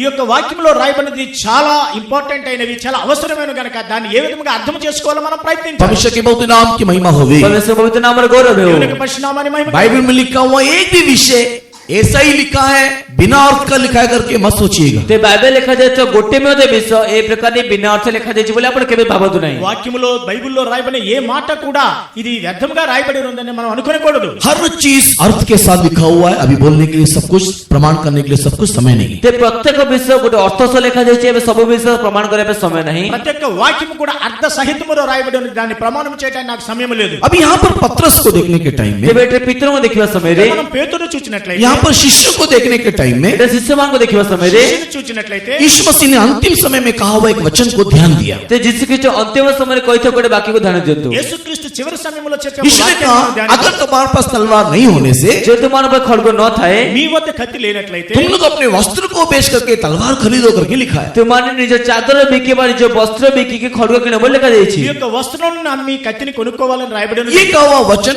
आखिरी दिनों में कहा हुआ वचन है। ଏଇ ଯୋଉ ବାକ୍ୟ କୁହାଯାଇଥିବା ବାକ୍ୟରେ ଶେଷ ଦିନରେ କୁହାଯାଇଥିବା ବାକ୍ୟ ଅଟେ। ఈ వాక్యం ఆఖరి దినముల్లో చెప్పబడిన వాక్యం. यीशु मसीह ने कहा हुआ कई प्रकार का विषय समय के अनुसार हम लोग समझना चाहिए। ते ଯୀଶୁଖ୍ରୀଷ୍ଟ କହିଥିବା କେତେ ପ୍ରକାର ବିଷୟକୁ ଆମେ ସମୟ ଅନୁଯାୟୀ ବୁଝିବାର ଅଛି। యేసుక్రీస్తు చెప్పిన అనేకమైన వాక్యములు ఆ యొక్క సందర్భమును బట్టి మనం అర్థం परमेश्वर చేసుకోవాలి. के बहुत नाम की महिमा होवे। परमेश्वर पवित्र नाम ର गौरव దేవుని हो। యొక్క పరిశుద్ధనామాన్ని जिस మహిమ यीशु ने आरंभ में कहा पर्स ने तो थैली नहीं लेकर के जाना, ଯେଉଁ ଯୀଶୁଖ୍ରୀଷ୍ଟ କି ଆରମ୍ଭରେ କହିଲେ କୌଣସି ଗାଞ୍ଜିଆ ବା କୌଣସି ଝୁଲା ନେଇକି ଯିବାର ନାହିଁ। యేసుక్రీస్తు ఆరంభంలోనే చెప్పి ఉన్నారు, నీ యొక్క సంచి గాని నీ జాలి గాని నీవుతో अभी वही यीशु मसीह बोलता है कि साथ में लेकर के जा। ଏବେ ଯୀଶୁଖ୍ରୀଷ୍ଟ ଏବେ ହିଁ କହୁଛନ୍ତି ତୁମେ ସବୁକୁ ସାଙ୍ଗରେ ନେଇକି ଯାଅ। ఇప్పుడు యేసుక్రీస్తు చెప్తున్నారు దాన్ని మీరు తీసుకుని वो వెళ్ళండి. टाइम डिफरेंस के अनुसार यीशु मसीह ने कहा हुआ विषय है। ତେବେ ସମୟର ବିରତି ଅନୁଯାୟୀ ଯୀଶୁଖ୍ରୀଷ୍ଟ କହିଥିବା ବିଷୟ ଅଟେ। సమయానుకూలమైన పరిస్థితులను బట్టి ఆయన చెప్పే వాక్యమే ఉంది. वहां पर उस समय में नहीं चाहिए था, अभी चाहिए। ତେବେ ସେଠାରେ ସେଇ ସମୟ ଦରକାର ନଥିଲା କିନ୍ତୁ ଏବେ ଏଠାରେ ଦରକାର ଅଛି। అక్కడ ఆ సమయంలో అవసరం లేదు, ఇప్పుడు ఈ సమయంలో అవసరమై ఉన్నది. तो जो चीज पहले मना किया जाता है बाद में वो करने के लिए बोलने से हमको वैसे ही करना है। ତେବେ ଯେଉଁ ବିଷୟ ପୂର୍ବରୁ ମନା କରାଯାଇଥାଏ ପରେ କହିବା ସମୟରେ ତା କରିବାର ହିଁ ଅଛି। యేసుక్రీస్తు ఒక సమయంలో దీన్ని చేయకూడదని చెప్పినప్పుడు ఆయన చేయండి అని చెప్పే సమయంలో మనం చేయాలి. करने के लिए बोलने से करना है, नहीं करने के लिए बोलने से नहीं करना है। ସେ କରିବା ପାଇଁ କହିଲେ କରିବାର ଅଛି, କରିବା ପାଇଁ ମନା କଲେ କରିବାର ନାହିଁ। చేయమని చెప్పినట్లయితే చేయాలి, చేయకూడదని नहीं। చెప్పినట్లయితే చేయకూడదు. अभी सब्जेक्ट में हम लोग वापस आते हैं। ଏବେ ଆମର ବିଷୟବସ୍ତୁ ଫେରିକି ଆସିବା। మన యొక్క విషయానికి వద్దాం. यहाँ पर वस्त्र को बेच करके तलवार को खरीदो। ଏପଟେ ବସ୍ତ୍ରକୁ ବିକିକି ତୁମେ ଖड्ग କିଣ। వస్త్రములను అమ్మి మీరు కత్తిని కొనుక్కోండి. हाँ, और एक जगह में लिखा है ଆଉ ଗୋଟେ ସ୍ଥାନ ଲେଖାଯାଇଛି ఇంకొక దగ్గర రాయబడి ఉంది, अपने हल को पिघलाओ और तलवार बनाओ। ତେବେ ନିଜର ଲଙ୍ଗଳ ଫାଳକୁ ତୁମେ ତରଳାଅ ଏବଂ ତା ଦେହରୁ ଖड्ग ବନାଅ। हल हल మీ యొక్క నాగల్ని తీసుకుని వెళ్ళి దాన్ని మీరు हाँ, पढ़ेंगे Joel chapter 3 and verse 10 please। ପଢିବା ଜୋଏଲ ପୁସ୍ତକ 3:10 యోవేలు 3:6 10. Joel chapter 3 verse 10। ଜୋଏଲ ପୁସ୍ତକ 3:10 अपने अपने हल्की खाल को पीटकर तलवार और अपने अपनी हसिया को पीटकर बर्छी बनाओ, जो बड़ी बस बस ତୁମେମାନେ ଆପଣା ଆପଣା ଲଙ୍ଗଳର ହାଳ ଭାଙ୍ଗି ଖड्ग ବଢ଼ାଅ ଓ ଆପଣା ଆପଣା ଦା ଭାଙ୍ଗି अपने अपने हल को पिघला करके पीट करके तलवार बनाओ करके बोल रहा है। ଆପଣ ଆପଣ ଲଙ୍ଗଳର ଫାଳକୁ ଭାଙ୍ଗିକି ସେଥିରେ ତୁମେ ପିଟି ପିଟିକି ତୁମେ ଖड्ग ବନାଅ ବୋଲି మీ କହୁଛନ୍ତି। కరులు చెడగొట్టి ఖడ్గములు చేయండి, మీ కోట కత్తులు చెడగొట్టి ఈటెలు చేయండి. परमेश्वर के नाम की महिमा होवे। परमेश्वर नाम ର गौरव हो। దేవుని యొక్క పరిశుద్ధనామాన్ని हल को तोड़ करके, हल को पिघला करके, हल को पीट करके तलवार बनाओ, वस्त्र को बेच करके तलवार खरीदो। ତେବେ ଲଙ୍ଗଳ ଫାଳକୁ ବିକିକି ଲଙ୍ଗଳ ଫାଳକୁ ତରଳାଇ ଖड्ग ବନାଅ, ତୁମ ବସ୍ତ୍ର ବିକି ତୁମେ ଖड्ग କିଣ। మీ కరులు చెడగొట్టి ఖడ్గములు చేయండి, మీ యొక్క వస్త్రములను నమ్మి కత్తిని కొనండి. यहाँ पर बोलने वाला तलवार बोलने से ଏଠାରେ କୁହାଯାଉଥିବା ଖड्ग କହିଲେ ఇక్కడ రాయబడిన ఖడ్గమే एक अक्षरी तलवार नहीं है परमेश्वर की प्रिय लोगों। परमेश्वर प्रिय ଲୋକମାନେ କୌଣସି ଆଖିରିକ ଖड्ग ନୁହେଁ। అక్షరికమైన ఖడ్గం अगर కాదు. ये अक्षरी तलवार होता ଯେହେତୁ ଆଖିରିକ ଖड्ग ହୋଇଥାନ୍ତା అక్షరార్థమైన ఖడ్గమైనట్లయితే यीशु मसीह को बाद में ये बोलने की जरूरत नहीं पड़ता कि जो तलवार से मारेगा वो तलवार से मरेगा। ଯୀଶୁ ଖ୍ରୀଷ୍ଟ ପରେ କହିବା ପଡିନଥାନ୍ତା ଯେ ଖଡଗରେ ମାରିବ ସେ ଖଡଗରେ ମରାଯିବ ବୋଲି। యేసుక్రీస్తు తర్వాత మీరు ఖడ్గమును ఉపయోగించినట్లయితే ఆ ఖడ్గము ద్వారా మీరు यीशु చెప్పకపోయిండేవారు। यीशु मसीह बोलने वाला तलवार एक दूसरा लेवल का तलवार था। ଯୀଶୁ ଖ୍ରୀଷ୍ଟ କହୁଥିବା ଖଡଗ ଗୋଟେ ଅନ୍ୟ ସ୍ତରୀୟ ଖଡଗ ଥିଲା। యేసుక్రీస్తు చెప్పే ఆ యొక్క కత్తి అది వేరే రకమై ఉన్నది। परमेश्वर के नाम की महिमा होवे। ପରମେଶ୍ୱର ପବିତ୍ର ନାମର ଗୌରବ ହେଉ। దేవునికి పరిశుద్ధనామాని మహిమ కలుగు। यीशु मसीह बोलने वाला तलवार क्या है? ଯୀଶୁ ଖ୍ରୀଷ୍ଟ କହୁଥିବା ଖଡଗ କଣ ଅଟେ? యేసుక్రీస్తు చెప్పే ఖడ్గం ఏమై ఉన్నది? कौन से दो तलवार को लेने के लिए कहा है? ତେବେ କେଉଁ ଦୁଇଟି ଖଡଗକୁ ନେବା ପାଇଁ କହିଛନ୍ତି? ఏ రెండు కత్తులు మీతో కూడా తీసుకుని వెళ్ళండి అని చెప్పారు। जब हम लोग इब्रानी की किताब 4 अध्याय के 12 वचन को पढ़ते हैं, ଯେତେବେଳେ ଏବ୍ରୀ ପୁସ୍ତକ 4:12 ପଦକୁ ପଢିଥାଉ, ఎబ్రీ పత్రిక 4:12 చూసినట్లయితే एफिसी की किताब 6 अध्याय के 18 वचन को पढ़ते हैं। ଏଫେସୀୟ ପୁସ୍ତକ 6:8 ପଦ ପଢିଥାଉ, ఎఫెసీ 6:17 చూసినట్లయితే हाँ, एफिशियंस चैप्टर 6 उसका 17 वचन को पढ़ने से ଏଫେସୀୟ ପୁସ୍ତକ 6:17 ପଦ ପଢିବା ସମୟରେ ఎఫెసీ 6:17 इन చూసినట్లయితే दोनों वचनों को देखने के टाइम में ଏ ଦୁଇଟି ଯାକ ବାକ୍ୟ ଦେଖିବା ସମୟରେ రెండు వచనములు చూచినప్పుడు ये तलवार बोलने से परमेश्वर के वचन को दिखाता है जो आत्मा की तलवार है। ଏ ଖଡଗ କହିଲେ ପରମେଶ୍ୱର ବାକ୍ୟକୁ ଦର୍ଶାଏ ଯାହାକି ଆତ୍ମାଙ୍କର ଖଡଗ ଅଟେ। ఈ యొక్క ఖడ్గం అనగా అది దేవుని వాక్యం ఆత్మ ఖడ్గమై ఉన్నది। हाँ, आत्मा का तलवार अर्थात परमेश्वर का वचन को हाथ में लेना चाहिए। ଏ ଆତ୍ମାଙ୍କର ଖଡଗ ଅର୍ଥାତ୍ ପରମେଶ୍ୱର ବାକ୍ୟକୁ ତୁମେ ହସ୍ତରେ ନେଇକି ବ୍ୟବହାର କରିବା ଆବଶ୍ୟକ ବୋଲି దేవుని ଲେଖାଯାଇଛି। యొక్క వాక్యమును ఆత్మ ఖడ్గమును మీరు ధరించాలి। परमेश्वर के प्रिय लोगों, लोहे का तलवार, सोने का तलवार, स्टील का तलवार, इस प्रकार अलग अलग संसारी तलवार लेने के लिए यीशु मसीह नहीं बोल रहा है। ପରମେଶ୍ୱର ପ୍ରିୟ ଲୋକ କୌଣସି ଲୁହାର ଖଡଗ ବା ସୁନାର ଖଡଗ ବା ରୂପାର ଖଡଗ ବା ଷ୍ଟିଲର ଖଡଗ ଏବେ କୌଣସି ସାଂସାରିକ ଖଡଗ ନେବା ପାଇଁ ପରମେଶ୍ୱର କହୁନାହାନ୍ତି। ఇనుముతో చేసిన కత్తి, బంగారంతో చేసిన కత్తి, వెండితో చేసిన కత్తి గురించి దేవుడు చెప్పడం లేదు। यीशु मसीह बोलने वाला तलवार आत्मा की तलवार बोल रहा है। ଯୀଶୁ ଖ୍ରୀଷ୍ଟ କହୁଥିବା ଖଡଗ ଆତ୍ମାଙ୍କର ଖଡଗ ବୋଲି କହୁଛନ୍ତି। యేసుక్రీస్తు చెప్తున్నారు ఆత్మ ఖడ్గం విషయంలో आत्मा का तलवार अर्थात परमेश्वर के वचन को तुम लोग लेना चाहिए। ସେ ଆତ୍ମାଙ୍କର ଖଡଗ ଅର୍ଥାତ୍ ପରମେଶ୍ୱର ବାକ୍ୟକୁ ତୁମେ ନେବା ଆବଶ୍ୟକ। ఆత్మ ఖడ్గం అనగా దేవుని యొక్క వాక్యం అని చెప్పబడి ఉన్నది। परमेश्वर का वचन दो धारी तलवार है। ସେ ପରମେଶ୍ୱର ବାକ୍ୟ ଦୁଇଧାରୀ ଖଡଗ ଅଟେ। దేవుని యొక్క వాక్యము రెండంచులు కలిగిన ఖడ్గం। उस तलवार को लेकर के हम लोग आगे बढ़ना, वही है प्रभु यीशु मसीह यहाँ पर आग्रह करता है। ତେବେ ସେଇ ଖଡଗକୁ ନେଇକି ଆମେ ଆଗ ବଢିବା ଆବଶ୍ୟକ, ତାହା ହିଁ ପ୍ରଭୁ ଯୀଶୁ ଖ୍ରୀଷ୍ଟ ଆଗ୍ରହ କରୁଛନ୍ତି। ఆ యొక్క ఖడ్గమును మనతో కూడా తీసుకుని వెళ్ళాలని ఆయన ఇష్టపడుతూ ఉన్నారు। क्योंकि प्रभु भोज की सेवा के बाद होने वाले इस वार्तालाप के मध्य में ଯଦି ପ୍ରଭୁ ସେବାର ପରେ ହେଉଥିବା ଏହି ବାର୍ତ୍ତାଳାପ ମଧ୍ୟରେ ప్రభు యొక్క బల్ల సమయంలోని ఆ తర్వాత ఈ వాక్యాన్ని इस प्रभु भोज के बाद में नहीं तो आखिरी सफर के बाद में होने वाले इस वार्तालाप में ଏ ପ୍ରଭୁ ଭୋଜ ପରେ ବା ଏ ଶେଷ ଯାତ୍ରା ପରେ ହେଉଥିବା ସେହି ବାର୍ତ୍ତାଳାପ ମଧ୍ୟରେ ప్రభు యొక్క భోజనము లేక ఆ యొక్క లాస్ట్ ఆయన కూడుకునే దాని విషయంలో చెప్పబడిన ఈ వాక్యమే ఉన్నది। परमेश्वर के प्रिय लोगों, इस समय में यीशु मसीह बोलने वाला तलवार हमको लेना है, क्योंकि अगर ये तलवार नहीं होगा आप यीशु के लिए खड़े नहीं हो पाएंगे। ପରମେଶ୍ୱର ପ୍ରିୟ ଲୋକମାନେ ଏହି ସମୟ ଯୀଶୁ ଖ୍ରୀଷ୍ଟ କହୁଥିବା ଖଡଗ ଆମକୁ ନେବାର ଅଛି, ଯଦି ନ ନେବା ତେବେ ଆମମାନେ ଆଗକୁ ଠିଆ ହେଇପାରିବା ନାହିଁ। ఈ యొక్క यीशु को पाइन ठिया ही पारिबा यीशु को नहीं। पाइन ठिया ही पारिबा नहीं। యేసుక్రీస్తు చెప్పే ఈ యొక్క ఖడ్గమును మనతో పాటు తీసుకుని వెళ్ళనట్లయితే యేసుక్రీస్తు నిమిత్తము మనం నిలవలేము। परमेश्वर के नाम की महिमा होगी। ପରମେଶ୍ୱର ପବିତ୍ର ନାମର ଗୌରବ ହେଉ। దేవుని యొక్క పరిశుద్ధ నామానికి మహిమ కలుగుగాక। प्रकाशित वाक्य उसके पहले अध्याय को पढ़ने के समय में ପ୍ରକାଶ ଦେବକେ ପ୍ରଥମ ଅଧ୍ୟାୟ ପଢିବା ସମୟରେ ప్రకటన గ్రంథము 1వ అధ్యాయం చూచినట్లయితే प्रकाशित वाक्य के पहला अध्याय को पढ़ने के टाइम में 16 वचन में ये तलवार यीशु के मुंह से निकलने वाला तलवार है। ପ୍ରକାଶ ଦେବକେ ପ୍ରଥମ ଅଧ୍ୟାୟ ପଢିବା ସମୟରେ 16 ପଦ ଲେଖା ଅଛି, ଏଇ ଯୋଉ ଖଡଗ ଯୀଶୁଙ୍କ ମୁଖରୁ ବାହାରୁଥିବା ଖଡଗ ଅଟେ। యోహాను సువార్త ప్రకటన గ్రంథము 1వ అధ్యాయము 16వ వచనం చూచినట్లయితే ఇది యేసుక్రీస్తు నోటి నుండి బయలుదేరే ఖడ్గం। प्रकाशित वाक्य अध्याय 1 वचन 16 में ये तलवार यीशु के मुंह से निकलने वाला तलवार है। ତେବେ ପ୍ରକାଶ ଦେବକେ ପ୍ରଥମ ଅଧ୍ୟାୟ 16 ପଦରେ ଏଇ ଯୋଉ ଖଡଗ ଯୀଶୁଙ୍କ ମୁଖରୁ ନିର୍ଗତ ହେଉଥିବା ଖଡଗ ଅଟେ। ప్రకటన గ్రంథము 1వ అధ్యాయం 16వ వచనములో యేసుక్రీస్తు నోటి నుండి రెండంచులు यीशु मसीह के मुंह से निकलने वाला तलवार, ଯୀଶୁ ଖ୍ରୀଷ୍ଟଙ୍କ ମୁଖରୁ ନିର୍ଗତ ଖଡଗ, ఆయన నోటి నుండి బయలువెడ उसके मुंह से निकलने वाला वचन ତାଙ୍କ ମୁଖରୁ ନିର୍ଗତ ବାକ୍ୟ ఆయన నోటి నుండి వెలువడిన వాక్యమే ఉన్నది। हमारे लिए हम लोग लेना चाहिए करके वचन बोल रहा है। ते ଆମମାନଙ୍କ ନିମନ୍ତେ ଆମେ ନେବା ଆବଶ୍ୟକ ବୋଲି ବାକ୍ୟରେ କହୁଛି। దాని నిమిత్తము మనం దాన్ని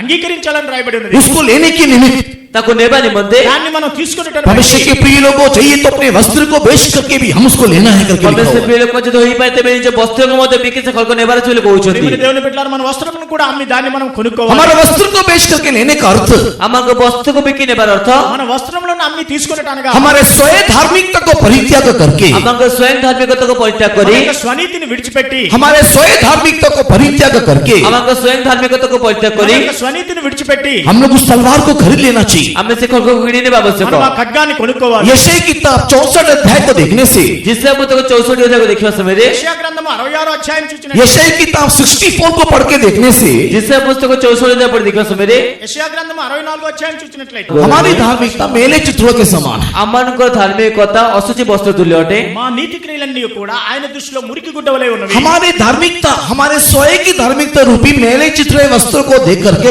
वचन को हम लोग ले लेना चाहिए। ତେବେ ଆମମାନଙ୍କ ଯୋଉ ସ୍ୱୟଂ ଧାର୍ମିକତା ତା ଅଶୁଚି ବସ୍ତ୍ର ତୁଲ୍ୟ ଅଟେ, ସେଥିମଧ୍ୟ ଆମେ ତାକୁ ପରିତ୍ୟାଗ କରି ବାକ୍ୟ ନେଇଯିବାର ଅଛି। మన యొక్క నీతి క్రియలన్నీ మురికి గుడ్డ వలె ఉన్నవి గనుక దాన్ని మనం విడిచిపెట్టి ఆ యొక్క ఖడ్గాన్ని కొనుక్కోవాలి. परमेश्वर के बहुत नाम की महिमा होवे। परमेश्वर पवित्र नामର गौरव ହେଉ। దేవుని యొక్క నామాన్ని उस वचन को हम लोग लेने से, ତେବେ ସେ ବାକ୍ୟକୁ ଆମେ ନେବା ଦ୍ୱାରା ఆ యొక్క వాక్యమును మనం वो తీసుకున్నట్లయితే वचन हमारे जीवन में अलग अलग रीति से काम करेगा। ସେ ବାକ୍ୟ ଆମଙ୍କ ଜୀବନରେ ଭିନ୍ନ ଭିନ୍ନ ରୀତିରେ କାର୍ଯ୍ୟ କରିବ। వాక్యము మన జీవితంలో అనేక విధములుగా పరిచేస్తూ ఉంటుంది. आज ये तलवार को हम लोग 4 रीति से हमारे लिए काम करते हुए हम लोग देख सकते हैं। ଆଜି ଏ ଖଡଗକୁ 4 ପ୍ରକାର ରୀତିରେ ଆମମାନଙ୍କ ମଧ୍ୟ କାର୍ଯ୍ୟ କରିବା ଆମେ ଦେଖିପାରିବା। ఈ దినమున ఈ ఖడ్గము 4 విధములుగా మన జీవితంలో పనిచేయట చూడగలము. अगर हम लोग इस तलवार को हमारे लिए नहीं लेते हैं, ଯଦି ଆମମାନେ ଖଡଗକୁ ଆମମାନଙ୍କ ନିମନ୍ତେ ନ ନେଉଛୁ, ఈ ఖడ్గము మన నిమిత్తము తీసుకున్నట్లయితే परमेश्वर के प्रिय लोगों, हम लोग 4 प्रकार के आशीषों से वंचित हो सकते हैं। परमेश्वर प्रिय ଆମେ 4 ପ୍ରକାର ଆଶୀର୍ବାଦରୁ ବଞ୍ଚିତ ହୋଇପାରିବା। దేవుని బిడ్డలారా 4 రకములైన ఆశీర్వాదములకు దూరం इसी అవుతాం. के लिए यीशु मसीह बोल रहा है, मैं अभी जा रहा हूं। ସେଥିପାଇଁ ଯୀଶୁ କହିଲେ କହୁଛି ଏବେ ତ ମୁଁ ଯାଉଛି। యేసుక్రీస్తు అందుకే చెప్తున్నారు, నేను मैं వెళ్ళుచున్నాను. जाने के बाद में ଯିବା ପରେ నేను వెళ్ళిన తరువాత तुम लोग को इस पृथ्वी में सर्वाइव करना है तो, ତୁମକୁ ଏ ପୃଥିବୀରେ ଯଦି ବଞ୍ଚିବାର ଅଛି, మీరు లోకంలో జీవించాలంటే परमेश्वर की मर्जी करना है तो, परमेश्वरଙ୍କ इच्छା କରିବାର ଅଛି, దేవుని ତେବେ చిత్తమును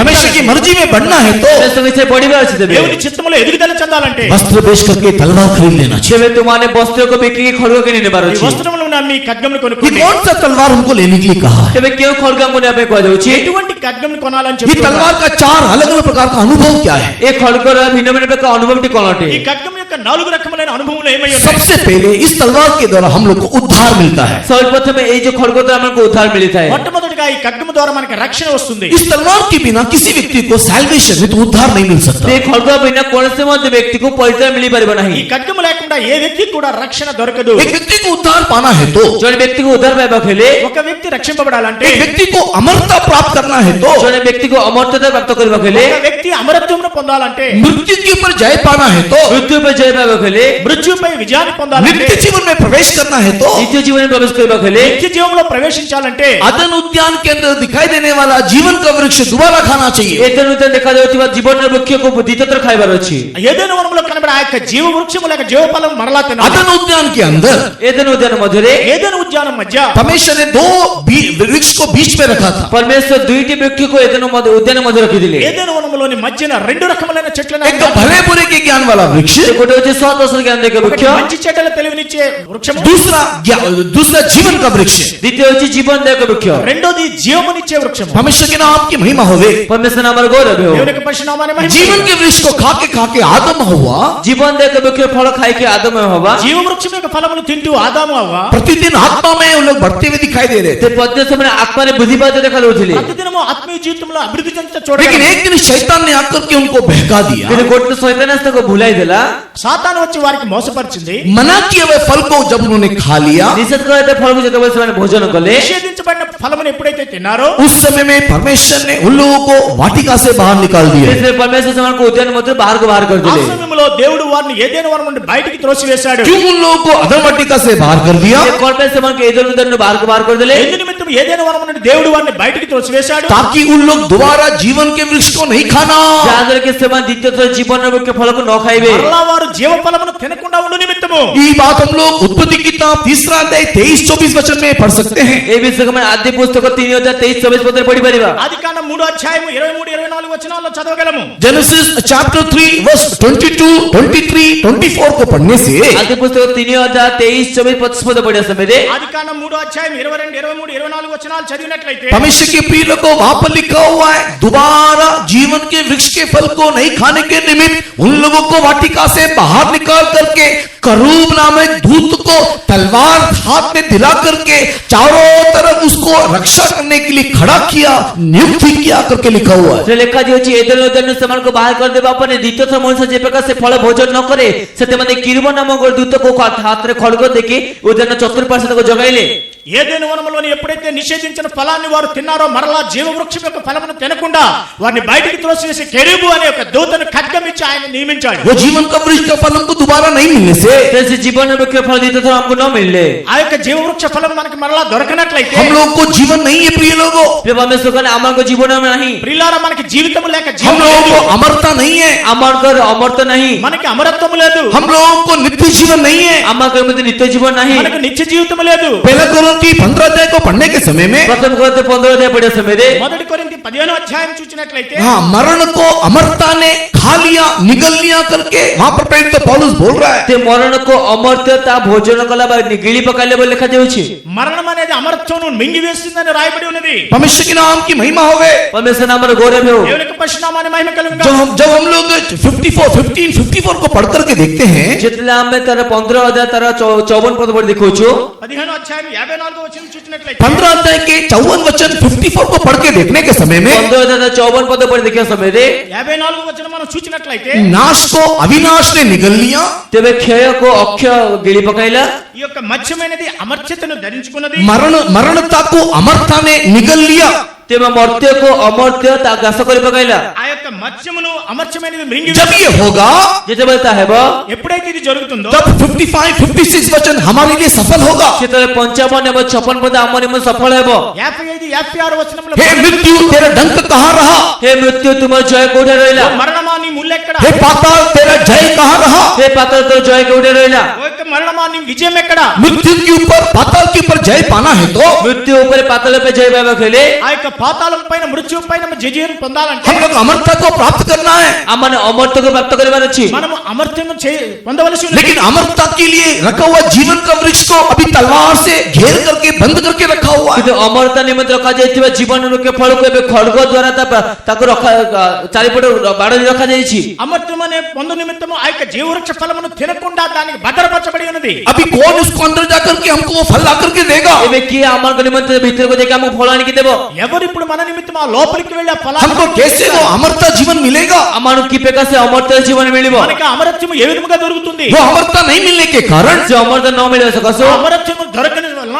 मनुष्य मृत्यु की ओर बढ़ते चले जा रहा है। मनुष्य मृत्यु आड़ को बढ़ी जाओ अछि। మనుష్యుడు మరణము వైపుగా ప్రయాణిస్తున్నాడు. व्यवस्था उसको बचा नहीं पा रहा है, व्यवस्था को बचाई पारो नहीं, ధర్మశాస్త్రం వారిని కాపాడలేదు. विवेक उनको छुड़ा नहीं पा रहा है, विवेक ताको बचाई पारो नहीं। వివేకం తన్ని కాపాడలేదు. विवेक में उन लोग अशुद्ध हो रहे हैं, विवेक के समय असुचि जाउछंदी। ఎప్పుడైతే వివేకం అశుద్ధమవుతుందో व्यवस्था उनको और भी पापी बना रहा है। व्यवस्था समान का आहुरी मते पापमय करूछि। ధర్మశాస్త్రం తనకి ఇంకను अभी कैसे कि मनुष्य अमरता को प्राप्त करे। एबे की प्रकार जन मनुष्य अमरता को प्राप्त करिवो। ఇప్పుడు మనుషుడు ఏ విధంగా అమరత్వమును పొందగలడు. रोमी की किताब 7 अध्याय को पढ़ने से रोमी पुस्तक 7 अध्याय पढ़े समय रे రోమా పత్రిక 7వ అధ్యాయం रोमी की किताब 7 अध्याय पढ़ने से रोमी पुस्तक 7 अध्याय पढ़े समय रे రోమా పత్రిక 7వ అధ్యాయం చదివినట్లయితే वहां पर प्रेरित तो पौलुस इस प्रकार बोल रहा है, सेटे पे पाले पे कहउछंदी అపోస్తలుడు పౌలు ఈ విధంగా मैं చెప్తున్నాడు. भलाई करना चाहता हूँ बुराई करता रहता हूँ। मो उत्तम करे पे चाहे किंतु मंद ही कर लेता है।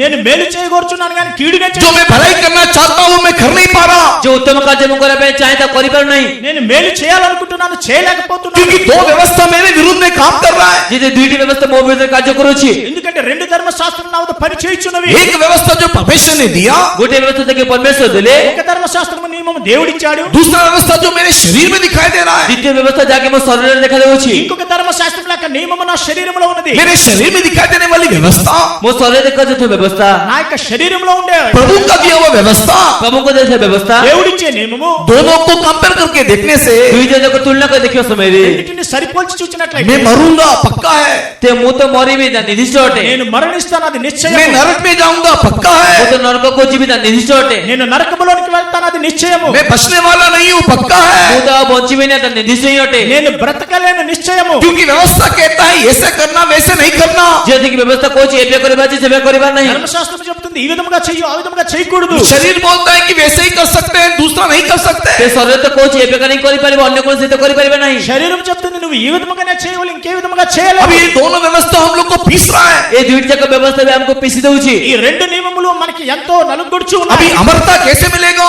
एबे अमरता की प्रकार मिलबो। అమర్త్యం ఇప్పుడు ఏ విధముగా దొరుకుతుంది. इसी के लिए प्रेरित तो पौलुस वहां पर चिल्ला रहा है, सेतमेने पेट पाल चिला होचंदी। అపోస్తలుడు పౌలు ఇక్కడ గట్టిగా చెప్తూ मैं एक अभागा मनुष्य मुझे कौन बचाएगा। ते मोग दुर्भाग्य मनुष्य मते किय रक्षा करिवो। నేనెంతో దౌర్భాగ్యుడను నన్ను ఎవరు मुझे రక్షించలేరు. मृत्यु की देह से मुझे मृत्यु से कौन बचाएगा। मते मृत्यु शरीर किय रक्षा करिवो। మరణము నుండి నన్ను ఎవరు తప్పించగలడు. परमेश्वर के नाम की महिमा होवे। परमेश्वर नामरे गौरव हो దేవుని యొక్క పరిశునామాన్ని उस समय पवित्र पौलुस ने कहा, त्यसले पेत्र पालो कहिले ఆ సమయంలో అపోస్తలుడు పౌలు చెప్తూ ఉన్నాడు, परमेश्वर का धन्यवाद हो, परमेश्वर को धन्यवाद हो దేవునికి ధన్యవాదాలు. उसने हमारे लिए पुत्र को भेजा, से आमा के निमित्त को पुत्र को पठाइले దేవుని నిమిత్తం ఆయన తన సొంత उसने కుమారుని जीवन के పంపించాడు. वृक्ष को खाने के निमित्त से जीवन मुख्य भोजन करबा निमित्त జీవ ఫలమును మరలా మనం తిని నిమిత్తము, उसको रोकने वाली तलवार से बचने के लिए, ताको रोकिवा लोक खड्गरो बंचिबा निमित्त దానికి నిర్బంధించిన ఖడ్గము నుండి మనం తప్పించడం కొరకై, उस रोकने वाली तलवार से बचाने के लिए से रोकिदिबा खड्गरो बंचिबा निमित्त ఆ యొక్క నిర్బంధించబడిన ఖడ్గము నుండి మనం తప్పించడం, हमारे यीशु इस जगत में आया। प्रिय लोगों, जिस जगत रास्ते पर से पहले पाने మన యేసు ఈ లోకంలోనికి వచ్చారు ప్రియులారా. इब्रानी की किताब 13 अध्याय को पढ़ने के समय में, एब्री पुस्तक 13 अध्याय पढ़े समय रे ఎబ్రీ పత్రిక 13వ అధ్యాయం చూసినట్లయితే, इब्रानी की किताब 13 अध्याय को पढ़ने के समय में उसका 10 और 11 वचन कहता है, एब्री पुस्तक 13 अध्याय पढ़े समय 10 और 11 पद कहूचे ఎబ్రీ పత్రిక 13, 10, 11 వచనములు ఈ విధముగా చెప్పుచున్నవి. हिब्रू चैप्टर 30 वर्स 11 में हमने पढ़ने से एब्री पुस्तक 13 अध्याय 11 पद पढ़े समय रे ఎబ్రీ పత్రిక 13, 11 వచనము చూసినట్లయితే, परमेश्वर के प्रिय लोगों, हमारा प्रभु यीशु मसीह उस छावनी के बाहर जाकर के हमारे लिए बलिदान हुआ करके लिखा हुआ है। परमेश्वर के अमान को जिसकी जो छाउन बाहर जाके अमान में बोलते ने लिखा दी छी మన దేవుని బిడ్డలారా, మన యేసుక్రీస్తు శిబిరమునకు వెలుపట దహింపబడినని రాయబడి ఉన్నది. हमारे यीशु मसीह छावनी के बाहर जाने का अर्थ क्या है? अमान को जिस छाउन बाहर जो अर्थ कोनोटे మన యొక్క యేసు శిబిరము వెలుపల ఉన్నారని అనగా ఏమైనది? जो जो जो ये करूबीम दूत जो तलवार लेकर के पकड़े हुए हैं, ये जो किरीबोगन दूत जो मान खड्ग से जगी अछंती ఏ యొక్క కెరూబులైతే ఆ ఖడ్గమును తీసుకుని ఉన్నారో, वो तलवार से यीशु मारा जाने के निमित्त, सही खड्ग से जिससे मृत्यु बानी मनते ఆ ఖడ్గము ద్వారా యేసుక్రీస్తు మరణించుట నిమిత్తం, उसके मृत्यु के द्वारा दोबारा जीवन के विषय खाने के लिए अधिकार पाने के निमित्त, ताको मृत्यु द्वारा हमको द्वितीय तो जीवन में के फल खाए पे अधिकार मिली बानी मनते ఆయన మరణము ద్వారా మరలా ఆ యొక్క నిత్య జీవమును పొందే అధికారం మనకు వచ్చిన నిమిత్తం, निष्पाप निर्दोष निष्कलंक यीशु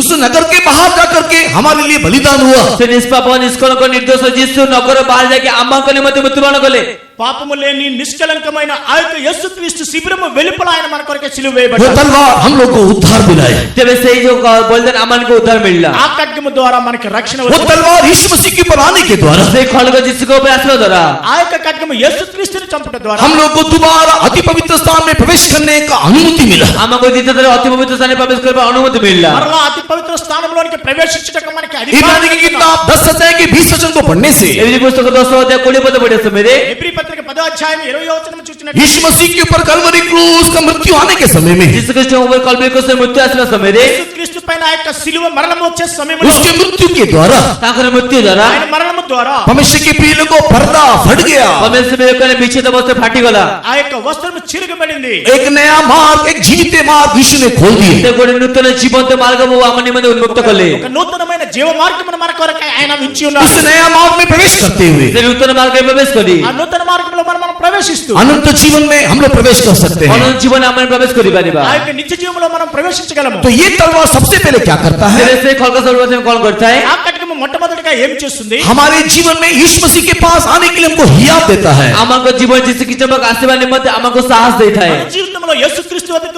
వచ్చుటకే इसके लिए हम लोग क्या करना चाहिए? ते जीवन आमान कौन करे आवश्यक మనం ఏమి చేయాలి? यीशु मसीह उस तलवार के द्वारा मारे जाकर के हमारे लिए पाप को मुक्ति दिलाया, एक मार्ग खोल दिया करके हम लोग विश्वास करना चाहिए। जिस कृष्ण आमान करे मते मृत्युवरण करे ताको बलिदान द्वारा आमने मते मार्ग खोले के देले बोले विश्वास करिबार अछि యేసుక్రీస్తు ఆ ఖడ్గమును బట్టి ఆయన మరణాన్ని పొంది మన నిమిత్తం ఒక నిత్య మార్గాన్ని సృష్టించున్నారని మనం తెలుసుకోవాలి. प्रेरित के काम दूसरे अध्याय के 37-38 वचन को पढ़ने के समय में वेदमान कार्य द्वितीय अध्याय 37 पद पढ़े समय रे అపొస్తలుల కార్యములు 2వ అధ్యాయం 37, 38 వచనములు చూసినట్లయితే, जब उन्होंने यीशु मसीह के बारे में सुना, चित्र में जिस कृष्ण में से सुनिले వారు ఎప్పుడైతే యేసుక్రీస్తు విషయం విన్నారో, उन लोग यीशु मसीह के विषय में सुनने के समय में उन लोगों का हृदय छिप गया। से मान जिस कृष्ण में से सुनिबा समय से मान हृदय विदीर्ण हला వారు యేసుక్రీస్తు విషయం విన్నప్పుడు వారు హృదయం నొచ్చుకున్నవి. उन लोगों का हृदय छिपने का कारण क्या है? से मान हृदय विदीर्ण हला कारण कोन వారి హృదయం నొచ్చుకోవడానికి కారణం ఏమనగా, कलवरी क्रूस में यीशु मसीह की पाए हुआ तलवार के बारे में सोचने के समय उनके हृदय छिप गया। कल्पना को से जिस कृष्ण घात करे तो खड्ग में से भाबे समय से मान हृदय विदीर्ण हो गला యేసుక్రీస్తు మరణం విషయంలో ఆ ఖడ్గం విషయం వారు తలంచుకున్నప్పుడు వారు హృదయం నొచ్చుకున్నారు. परमेश्वर के बहुत नाम की महिमा होवे। परमेश्वर पवित्र नाम रे गौरव हो దేవునికి పరిశునామాన్ని మహిమ కలుగును. सबसे पहले परमेश्वर के प्रिय लोगों, ये तलवार को हम लोग लेना चाहिए। सर्वप्रथम परमेश्वर पिलो के खड्ग का में नेबार अछि మొట్టమొదటిగా ప్రియమైన దేవుని బిడ్డలారా, ఈ ఖడ్గాన్ని మనం తీసుకోవాలి. अर्थात यीशु मसीह ने हमारा न्याय को अपने ऊपर ले लिया करके हम लोग विश्वास विश्वास करना चाहिए। অর্থাৎ যীশু খ্রিস্ট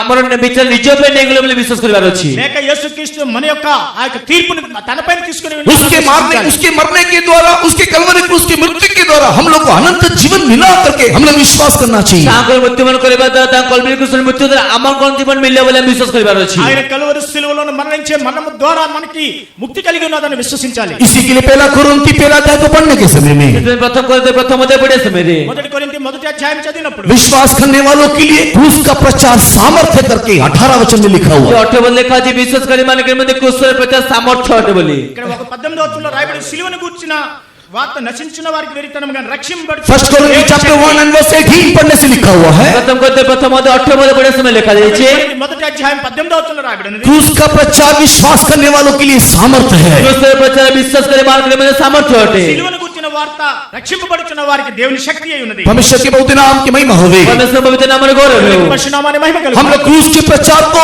क्रूस के उस कथा को विश्वास करके हमारे अंदर सामर्थ्य को लेकर आना। আমাদের ক্রুশের সেই প্রচার আমার নিজের মধ্যে বিশ্বাস করে আমার মধ্যে সামর্থ্য আনিবার আছে। ఆ సిలువ సువార్తను మనం విశ్వసించి మనలో సామర్థ్యాన్ని పొందాలి। दूसरा, ये वचन रूपी तलवार क्या करता है? দ্বিতীয় বাক্যের উপর খড়গ কোন করতে হয়? వాక్యమనే ఖడ్గం ఏమని చెప్పుచున్నది? दूसरा, वचन रूपी तलवार क्या करता है? দ্বিতীয় বাক্যের উপর খড়গ কোন করতে হয়? రెండవదిగా వాక్యమనే ఖడ్గం ఏమని చెప్పుచున్నది? हमारे अंदर एक चंगाई को, नहीं तो हमारे अंदर हीलिंग को लेकर के आता है। আমাকে মধ্যে সুস্থতা এবং আরোগ্য নিয়ে আসছে।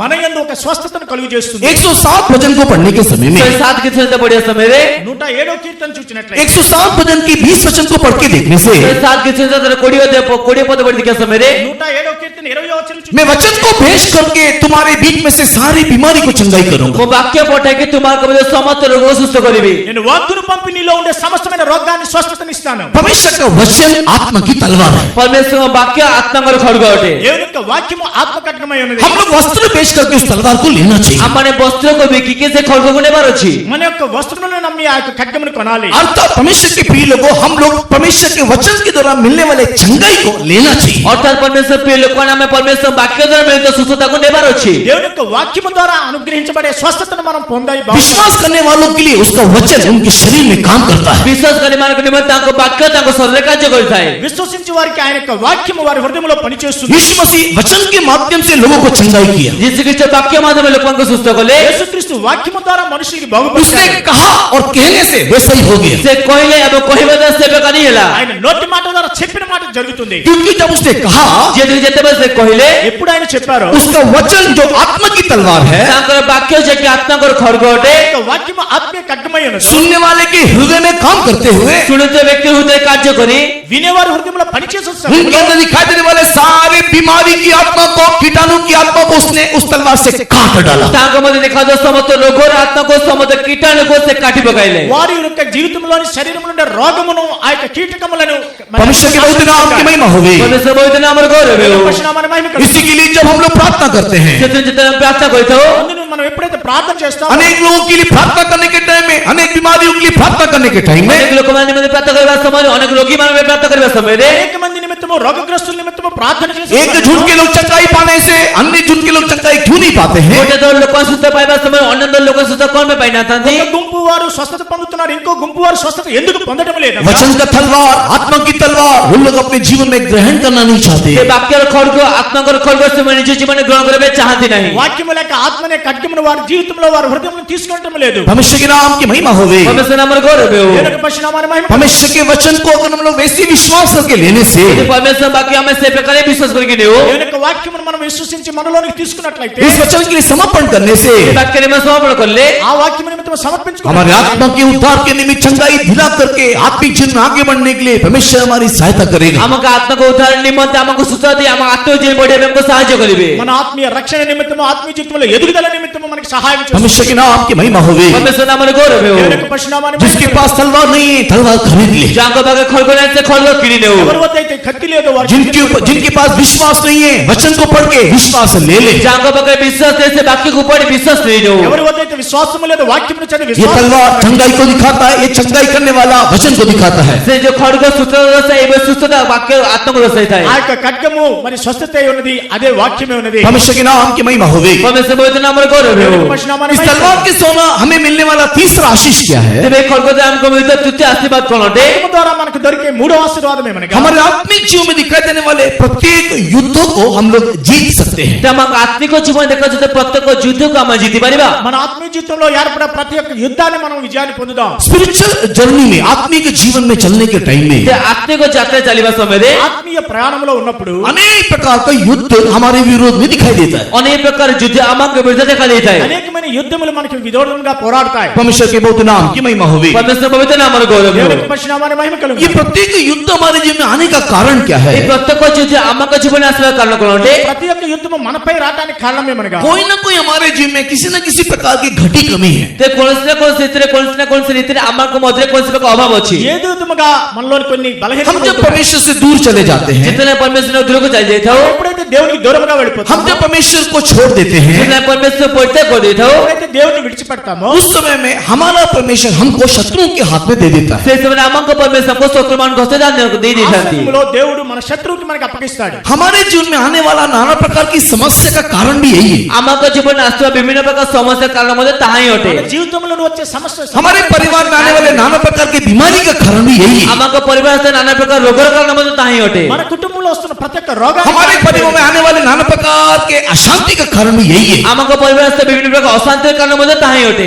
మన యొక్క కుటుంబంలో వచ్చే అశాంతి కారణం ఇదే। कई बार हम लोग हमारे परमेश्वर को दुख देने के कारण କେତେବେଳେ ଆମର ପରମେଶ୍ୱର ଦୁଃଖ ଦେଇଥିଲେ ସକାଶୁ మన దేవునికి అనేక సార్లు దుఃఖము పరచడం నిమిత్తము हमारा परमेश्वर कई बार हमें सबक सिखाने के लिए, नहीं तो हमें दोबारा वापस प्रभु के पास लाने के लिए दंड देने के निमित्त शत्रुओं के हाथ में हमें सौंप देता है। ଆମକୁ ପରମେଶ୍ୱର ଫେରାଇ ଆଣିବା ନିମନ୍ତେ ଆମକୁ ଶିକ୍ଷା ଦେବା ନିମନ୍ତେ ଆମକୁ ପରମେଶ୍ୱର ଶତ୍ରୁମାନଙ୍କୁ ହସ୍ତସମର୍ପଣ କରିଦେଇଥାନ୍ତି। మనకి తెలియపరచడానికి మనకి శిక్షించే నిమిత్తము ఆయన మన అపవాది చేతికి మనకి एक छोटा सा उदाहरण हम लोग न्याय की किताबें देख नहीं पाते हैं। ଛୋଟ ଗୋଟେ ଉଦାହରଣ ବିଚାରକର୍ତ୍ତା ପୁସ୍ତକ ଦେଖିପାରିବା। మనం ఒక చిన్న ఉదాహరణ న్యాయాధిపతుల గ్రంథం न्याय की किताब उसके 6 अध्याय को पढ़ने के समय में ବିଚାରକର୍ତ୍ତା ପୁସ୍ତକ 6 ଅଧ୍ୟାୟ ପଢିବା ସମୟରେ న్యాయాధిపతుల 6వ అధ్యాయం उसके पहले वचन को देखने से ତାର 6 ପ୍ରଥମ ପଦ ଦେଖିଲେ 6వ వచనం చూచినట్టు इस्राएल के लोगों ने जब परमेश्वर के विरुद्ध में गलत किया नहीं तो पाप किया, ଯେତେବେଳେ ଇସ୍ରାଏଲ ସନ୍ତାନ କଣ ପରମେଶ୍ୱର ବିରୁଦ୍ଧରେ ଭୁଲ କାର୍ଯ୍ୟ କଲେ ବା ପାପ କଲେ, ఎప్పుడైతే ఇశ్రాయేలు ప్రజలు దేవునికి విరోధంగా పాపాన్ని చేశారు परमेश्वर ने मिद्यानी को 7 साल के लिए परमेश्वर ने इस्राएली को 7 साल के लिए मिद्यानियों के हाथ में समर्पण कर दिया। ପରମେଶ୍ୱର ଇସ୍ରାଏଲ ମାନଙ୍କୁ 7 ବର୍ଷ ନିମନ୍ତେ ମିଦିଆନୀ ମାନଙ୍କ ହସ୍ତରେ ସମର୍ପଣ କରିଦେଲେ। దేవుడు 7 సంవత్సరములకు మిద్యానీయులకి వారిని అప్పగించాడు। परमेश्वर के नाम की महिमा होवे। ପରମେଶ୍ୱର ପବିତ୍ର ନାମର ଗୌରବ ହେଉ। దేవుని యొక్క పరిశుద్ధనామాన్ని 7 साल तक ये लोग मिद्यानी के द्वारा लूटे गए, कुचले गए। ତେବେ 7 ବର୍ଷ ପର୍ଯ୍ୟନ୍ତ ସେମାନେ ମିଦିଆନୀ ମାନଙ୍କ ଦ୍ୱାରା ସେମାନେ ଲୁଟିତ ହେଲେ ଏବଂ ସେମାନେ ଦଳିତ ହେଲେ। వారి సంవత్సరములు 7 సంవత్సరములు మిద్యానీయుల ద్వారా వారు నలుగుగొట్టబడ్డారు। परमेश्वर के नाम की महिमा होवे। పరమేశ్వర పవిత్ర నామର గౌరవ ହେଉ। దేవుని యొక్క పరిశుద్ధనామాన్ని మహిమ కలుగును। जब उन लोग इस सताव के कारण, कष्ट के कारण जब परमेश्वर के पास लौट के आकर के प्रार्थना करना शुरू किया, ଯେତେବେଳେ ସେମାନେ ତାଡ଼ନା ସକାଶୁ କ୍ଲେଶ ସକାଶୁ ପରମେଶ୍ୱରଙ୍କୁ ଫେରିକି ଆସି ପରମେଶ୍ୱର ନିକଟରେ ପ୍ରାର୍ଥନା କରି ଆରମ୍ଭ କଲେ। ఆ యొక్క శ్రమలు శోధనలు బట్టి ఎప్పుడైతే దేవుని సన్నిధికి ప్రార్థించి వచ్చారో जजेस चैप्टर 6 and verse 6 में लिखा है, ବିଚାରକର୍ତ୍ତା పుస్తକ 6 ଅଧ୍ୟାୟ 6 ପଦ ଲେଖାଯାଇଛି। న్యాయాధిపతులు 6:6లో రాయబడి ఉన్నది। जब उन्होंने परमेश्वर के सम्मुख में आकर के प्रार्थना करना शुरू किया, ସେ ପରମେଶ୍ୱର ସମ୍ମୁଖରେ ଆସି ପ୍ରାର୍ଥନା କରିବା ଆରମ୍ଭ କଲେ। ఎప్పుడైతే వారు దేవుని సన్నిధికి వచ్చి ప్రార్థించడం ఆరంభించారు परमेश्वर उनकी प्रार्थना को सुना करके बाइबल बोलता है, ସେ ପରମେଶ୍ୱର ସେମାନଙ୍କ ପ୍ରାର୍ଥନାକୁ ଶୁଣିଲେ ବୋଲି ବାଇବେଲ କହୁଛି। దేవుడు వారి యొక్క ప్రార్థనను విన్నాడని రాయబడి ఉన్నది। परमेश्वर उनकी प्रार्थना को सुन के क्या किया? ପରମେଶ୍ୱରଙ୍କ ପ୍ରାର୍ଥନାକୁ ଶୁଣି କଣ କଲେ? దేవుడు వారి యొక్క ప్రార్థన విని ఏం చేశారు? परमेश्वर ने एक व्यक्ति गिदियोन को अलग किया करके देख नहीं पाते हैं। ପରମେଶ୍ୱର ଜଣେ ବ୍ୟକ୍ତି ଗିଦିୟନକୁ ପୃଥକ କଲେ ବୋଲି ଆମେ ଦେଖିପାରୁଛୁ। దేవుడు గిద్యోను అనే ఒక వ్యక్తిని వేరుపరిచాడని अभी पूरी कहानी बोलने के लिए समय नहीं, ପୁରା ସମ୍ପୂର୍ଣ୍ଣ କାହାଣୀ କହିବା ପାଇଁ ସମୟ ନାହିଁ। సంపూర్ణమైనగా చెప్పడానికి आप लोग 6 अध्याय 7 अध्याय घर में जाकर के पढ़ के देखिएगा। ଆପଣ 6 ଅଧ୍ୟାୟ 7 ଅଧ୍ୟାୟ ଘରେ ଯାଇ ପଢି ଦେଖି ନିଅନ୍ତୁ। మీరు 6వ అధ్యాయం 7వ అధ్యాయం ఇంటికి వెళ్ళిన తర్వాత చదవండి। परमेश्वर ने उस मिद्यानियों के हाथों से इस्राएलियों को बचाने के निमित्त ପରମେଶ୍ୱର ମିଦିଆନୀ ମାନଙ୍କ ହସ୍ତ ଇସ୍ରାଏଲ ମାନଙ୍କୁ ରକ୍ଷା କରିବା ନିମନ୍ତେ దేవుడు మిద్యానీయుల హస్తము నుండి ఇశ్రాయేలును రక్షించే నిమిత్తము न केवल गिदियोन को चुन लिया, କେବଳ ଗିଦିୟନକୁ ମନୋନୀତ కଲେ। కేవలం గిద్యోని ఏర్పరచుకోలేదు। गिदियोन के हाथ में परमेश्वर ने अपना तलवार दे दी। ସେ ଗିଦିୟନଙ୍କ ହସ୍ତରେ ପରମେଶ୍ୱର ନିଜର ଖడ్ଗ ମଧ୍ୟ ଦେଇଦେଲେ। గిద్యోను హస్తములకు దేవుడు తన యొక్క ఖడ్గాన్ని ఇచ్చాడు। परमेश्वर के बहुत नाम की महिमा होवे। ପରମେଶ୍ୱର ପବିତ୍ର ନାମର ଗୌରବ ହେଉ। దేవుని యొక్క పరిశుద్ధనామాన్ని మహిమ కలుగుగా। जजेस चैप्टर 7 verse 18 and 20 पढ़ने के समय में ବିଚାରକର୍ତ୍ତା 7 ଅଧ୍ୟାୟ 18 ପଦ ଏବଂ 20 ପଦ ପଢିବା ସମୟରେ న్యాయాధిపతులు 7వ అధ్యాయం 18 20వ వచనం చూచినట్లయితే जजेस चैप्टर 7 verse 18 and 20 पढ़ने के समय में ବିଚାରକର୍ତ୍ତା ପୁସ୍ତକ 7 ଅଧ୍ୟାୟ 18 ପଦ ଏବଂ 20 ପଦ ପଢିବା ସମୟରେ న్యాయాధిపతులు 7వ అధ్యాయం 18వ వచనం 20వ వచనం చదివిన परमेश्वर की तलवार गिदियन की तलवार होकर के बदल गई। ते परमेश्वर खड्ग गिद्योन को खड्ग में बदल गला। దేవుని యొక్క ఖడ్గము గిద్యోను ఖడ్గముగా మారిపోయింది। वहां पर गिदियों ने उस तलवार को लेकर के शत्रु के ऊपर धावा नहीं किया। तेरे से गिद्योन से खड्ग के शत्रु मान को ऊपर आक्रमण कर ले नहीं। ఆ యొక్క గిద్యోను ఆ ఖడ్గం వెళ్ళి శత్రువుల పైన ఆక్రమణ చేయలేదు। हाँ, वहां पर गिदियों ने क्या किया? सेटे गिद्योन कौन को ले? గిద్యోను ఏమి చేశాడు? परमेश्वर के प्रिय लोगों, उन्होंने एक मटका को लिया, मशाल को लिया। परमेश्वर बेकर से माने कोटे कलश नेले एवं कोटे मसाल को नेले। మట్టి పాత్రం తీసుకొని వెళ్ళాడు। उसके बाद उस लोग युद्ध के मैदान में उतरे। एवं तापस में युद्ध करते उलाइले। ఆ తర్వాత ఆ యొక్క యుద్ధ ప్రదేశానికి వెళ్ళాడు। वहां पर तुर्री को फूका गया। सेटे तुरी फूका गला। అక్కడ బోరను ఊదారు। जैसी तुर्री फूका गया, जे बेकर तुरी फूकिले। ఎప్పుడైతే ఆ బోరను ఊదారో उन्होंने मटका को हांडी उस मटके को तोड़ा तेरे से माने से जो माटी पात्र को बस कलश को भांगी देले। వారు ఆ కుండలను పగలగొట్టారు। और वहां पर मशाल को जलाया, एवं सेटे से माने से जो मसाल को जलाइले। వీటిలను వెలిగించారు। जय जयकार किया। जो जयकार कोले। వారు ఎంతో జయధ్వనులు చెప్పారు। शत्रु आपस में मर गए। शत्रु माने आप परस्पर से युद्ध कर मरी गले। శత్రువులు వారిలో వారు యుద్ధం गिदियन का చేసుకున్నారు। तलवार उठाने की जरूरत नहीं पड़ा। ते गिद्योन को खड्ग उठावे आवश्यक ही पड़ला नहीं। గిద్యోను అక్కడ ఖడ్గముతో యుద్ధం చేసే అవసరం లేక परमेश्वर की तलवार गिदियन की तलवार, गिदियन की तलवार परमेश्वर की तलवार हो गया। देखो परमेश्वर खड्ग गिद्योन को खड्ग गिद्योन को खड्ग परमेश्वर खड्ग में बदल गला। దేవుని యొక్క ఖడ్గము గిద్యోను ఖడ్గము గిద్యోను ఖడ్గము దేవుని ఖడ్గముగా మారిపోయింది। परमेश्वर के बहुत नाम की महिमा हो गई। परमेश्वर पवित्र नाम रो దేవుని యొక్క गयो। పరిశుద్ధనామాన్ని మహిమ यहाँ కలుగును। पर कहने का अर्थ क्या है? ते कोई बात थोड़ी कोनोटे। చెప్పే అర్థమేమనగా हमारे जीवन में कमी घटी के कारण कई प्रकार की परीक्षा क्लेश में होकर के हम लोग गुजरते हैं। आमक जीवन ते भूल थोड़ी सकस आमे के लोग परीक्षा दे गति करताओ। మనలో కొన్ని బలహీనతలను బట్టి మనం అనేకమైన శ్రమల प्रभु को दुख देने के कारण परमेश्वर को शत्रु के हाथ में सौंपता है। जो हमको दुख दे सकस परमेश्वर हमको शत्रु समर्पण कर देता है। ప్రభువుకి దుఃఖపరచడం వలన సాతాను యొక్క అపవాదికి మనకి అప్పగిస్తున్నాడు। लेकिन अगर हमको उसके ऊपर जय पाना है तो कि जो ध्यान में दांगों पे जय पे बरची। మనము దానిపై జయం పొందాలంటే सबसे पहले हम लोग अपने गलती को समझना चाहिए। सर्वप्रथम हमें जो भूल को स्वीकार कर बरची। మొట్టమొదటిగా మన పొరపాటును కనుక్కోవాలి। वो ये इस्राएल के लोगों ने अपनी गलती को पहले समझा। ताऊ जी इसलिए को सर्वप्रथम जो भूल को बुझिले। ఇశ్రాయేలు వారు చేసిన పొరపాటును కనుగొన్నారు। सेकेंडली वहां पर हम लोग देखते हैं द्वितीय दाम से देखो छो। రెండవది మనం అక్కడ उन తెలుసుకోవాలి। परमेश्वर से प्रार्थना करना चाहिए। से परमेश्वर ने कोटे प्रार्थना करे बरची। దేవుని సన్నిధిలో ప్రార్థించాలి। वही इस्राएल के लोगों ने परमेश्वर को देख करके दुहाई दिया। ताऊ जी इसलिए लोग परमेश्वर को देख के वंदन कले। అప్పుడు దేవుడు ఇశ్రాయేలు ప్రజలు దేవుని చూసి వారు ఎంతో ఏడ్చారు। जब उन लोगों ने परमेश्वर को देख करके दुहाई दिया, रोया, जितने से परमेश्वर को देख के आस्तनांद करे वंदन कले। ఎప్పుడైతే వారు దేవుని వైపు చూసి కన్నీరు పెట్టారు మొరపెట్టారో परमेश्वर ने उस पे से जीतने के लिए उपाय बता करके से दिए। परमेश्वर ताडू जीती वाले में तो उनको उपाय कही వారు दिले। విజయాన్ని పొందిన నిమిత్తం దేవుడు ఒక ఉపాయాన్ని वो అనుగ్రహించాడు। उपाय क्या था? से उपाय कौन थिला? ఆ ఉపాయం ఏమనగా वो उपाय था गिदियन। से उपाय थिले गिद्योन। ఆ ఉపాయం గిద్యోని। लेकिन वो गिदियन अगर जय देना है तो, जो से गिद्योन ही जय देबार होते बे। గిద్యోనే విజయాన్ని ఇవ్వాలంటే, वो उपाय के द्वारा जय पाना है तो से उपाय तो जय पावे खेले। ఆ ఉపాయం ద్వారా విజయాన్ని పొందాలంటే पाप को स्वीकार करने से काफी नहीं है, पाप को स्वीकार कर यथेष्ट नुहे। పాపమును కేవలం ఒప్పుకొనిటే సరిపోదు। प्रार्थना करने से काफी नहीं है, प्रार्थना कर यथेष्ट नुहे। ప్రార్థన చేయడం సరిపోదు కాదు। उपाय मिलने से काफी नहीं है। तो उपाय मिली गयो यथेष्ट नुहे। ఉపాయం దొరికినా సరిపోదు కానీ चौथा चीज हम लोगों को करना जरूरी है, चतुर्थ विषय हमको कोई बात अत्यावश्यक నాలుగో होते। విషయం మనం చేయాలి। और वो क्या करना है? आता कौन करे बरची? ఏం చేయాలి? परमेश्वर को देख करके स्तुति धन्यवाद करना है। परमेश्वर को देख के शुद्ध धन्यवाद करे बरची। దేవునికి మనం స్తుతి స్తోత్రములు वही తెలియజేయాలి। इन लोगों ने तलवार को लेकर के परमेश्वर को जय जयकार किया। साउथ से माने खलको को लेके परमेश्वर ने कोटे जय जयकार कले। వారు ఆ ఖడ్గమును తీసుకొని దేవుని ఎదుట జయ జయ గానాలు చేశారు। हाँ, उन्होंने परमेश्वर को स्तुति करना शुरू किया, परमेश्वर स्तुति करे आरंभ कले। వారు దేవుని స్తుతించడం उन्होंने ఆరంభించారు। परमेश्वर की महिमा करना शुरू किया। परमेश्वर गौरव करे आरंभ कले। దేవుని మహింపరచడం जब ఆరంభించారు। उन्होंने स्तुति करना शुरू किया, स्तुति करे आरंभ कले। ఎప్పుడైతే వారు స్తుతి చేశారో, जैसे उन्होंने 149 साम्स उसके 6 वचन को पढ़ करके देखा, जब का में संचय की से तो 6 पद पढ़ी देखिलो। మనం ఎప్పుడైతే 149 6వ వచనం చదివామో, 149 साम्स उसके 6 वचन को पढ़ के देखा, 149 की से तो 6 पद पढ़ी देखिलो। 149వ కీర్తన 6వ వచనంలో చదివిన రీతి वो उन लोगों स्तुति के द्वारा और परमेश्वर की तलवार को लेकर के जय को प्राप्त किए। से मैं स्तुति द्वारा परमेश्वर खलको को लेके से मैं जय के प्राप्त कले। వారు దేవునికి చేయబడి స్తోత్రముల ద్వారా ఆ ఖడ్గము ద్వారా हमारे जीवन में हम लोग परमेश्वर को स्तुति करने के द्वारा आमा को जीवन में परमेश्वर को स्तुति करे बदरा। మనము దేవునికి ఎప్పుడైతే స్తోత్రములు हाथ में చేస్తామో, तलवार लेकर के हमारे हस्ते खलको को लेके మన చేతిలోని ఖడ్గము తీసుకొని आगे बढ़ने से आगू को बढ़िले। ముందుకు కొనసాగినట్లయితే परमेश्वर हमारे युद्ध को लड़ करके हमको जय देगा। परमेश्वर हमको युद्ध को लड़ के हमको जय देबे। దేవుడు మన యుద్ధాన్ని చేసి మనకు విజయాన్ని कहने का अर्थ क्या है? कोई बार अर्थडी कोनोटे చెప్పే అర్థమేమనగా, अपनी कम्युनिटी को मानने के बाद, निजे भूल त्रुटि को मानिबा परे, మన యొక్క బలహీనత परमेश्वर को प्रार्थना करने के बाद, परमेश्वर को प्रार्थना करबा परे, దేవుని వద్ద ప్రార్థించిన परमेश्वर उपाय दिखाने के समय में परमेश्वर उपाय देखाଇବା ସମୟରେ దేవుడు ఉపాయాన్ని చూపించిన हम తర్వాత परमेश्वर को स्तुति करने के द्वारा ଆମେ परमेश्वर स्तुति କରିବା ଦ୍ୱାରା దేవునికి స్తుతించిన తర్వాత परमेश्वर का वचन रूपी तलवार को लेकर के उस प्रॉमिस को लेकर के बोलने के द्वारा परमेश्वर वाक्य रूपी से खड्गକୁ ନେଇକି ବାକ୍ୟକୁ ନେଇ କହିବା ଦ୍ୱାରା మనం దేవుని యొక్క వాక్యమైన ఖడ్గాన్ని తీసుకొని మనం చెప్పడం परमेश्वर के वचन रूपी प्रॉमिसेस को लेकर के बोलने के द्वारा परमेश्वर वाक्य रूपी प्रतिज्ञाକୁ ନେଇ କହିବା ଦ୍ୱାରା దేవుని యొక్క వాక్యమైన వాగ్దానముల ద్వారా परमेश्वर के प्रॉमिसेस को परमेश्वर के वायदे को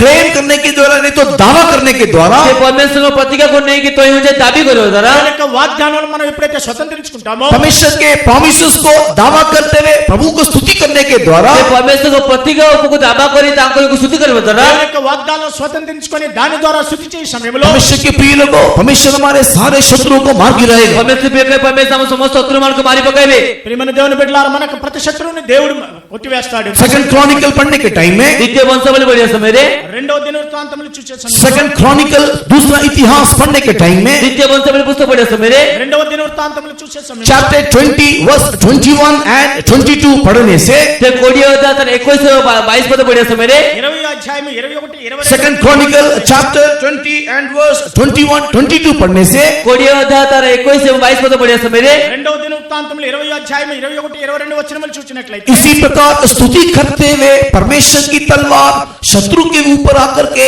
यहोशापात को परमेश्वर ने जय दिया करके कहानी आप लोग पढ़ करके देखिएगा ते ए प्रकार स्तुति କରିବା ଦ୍ୱାରା परमेश्वर खड्ग से जीव सफर हातरे आसी जीव सफर को जय देवले आपण माने कहानी पढ़ी परिबे ఈ విధముగా వారు స్తుతి స్తోత్రములు చేసే సమయంలోని దేవుని యొక్క ఖడ్గము యెహోషాపాతు వద్దకు వచ్చి ఆయనకు విజయాన్ని అనుగ్రహించిందని చెప్పబడింది यहोशू की किताब 6 अध्याय को पढ़ के देखने से जीव से पुस्तक 6 अध्याय पढ़ देखिया समୟରେ యెహోషువ గ్రంథము 6వ అధ్యాయం उसके 20 वचन को देखने के माध्यम में तार 20 पद देखिया माध्यम रे 20వ వచనాన్ని మనం చూచినట్లయితే यहोशू चैप्टर 6 एंड वर्स 20 पढ़ने से जीव से पुस्तक 6 अध्याय 20 पद पढ़िया समୟରେ యెహోషువ 6:20వ వచనం చూచినట్లయితే परमेश्वर के प्रिय लोग को इसी प्रकार के स्तुति के द्वारा धन्यवाद करने के द्वारा यरीहो की दीवार को नीचे गिरा दिया करके हम लोग देखने पाते हैं ए प्रकार स्तुति धन्यवाद କରିବା ଦ୍ୱାରା ଜିରିଓର ପାଚକୁ ତଳେ ପକାଇ ଦେବେ ବୋଲି ଆମେ ଦେଖିବାର ଅଛୁ ఈ స్తుతులు ఈ బూరల ధ్వని ద్వారా ఆ యొక్క ఎరికో ప్రాకారమును కూలెను అని రాయబడింది. परमेश्वर के प्रिय लोगों मुंह में स्तुति हाथ में तलवार लेकर के आगे बढ़ने से परमेश्वर बेकने मुख्य स्तुति बहुत खड्ग नहीं आगे बढ़ले దేవుని బిడ్డలారా నోటి యందు స్తుతి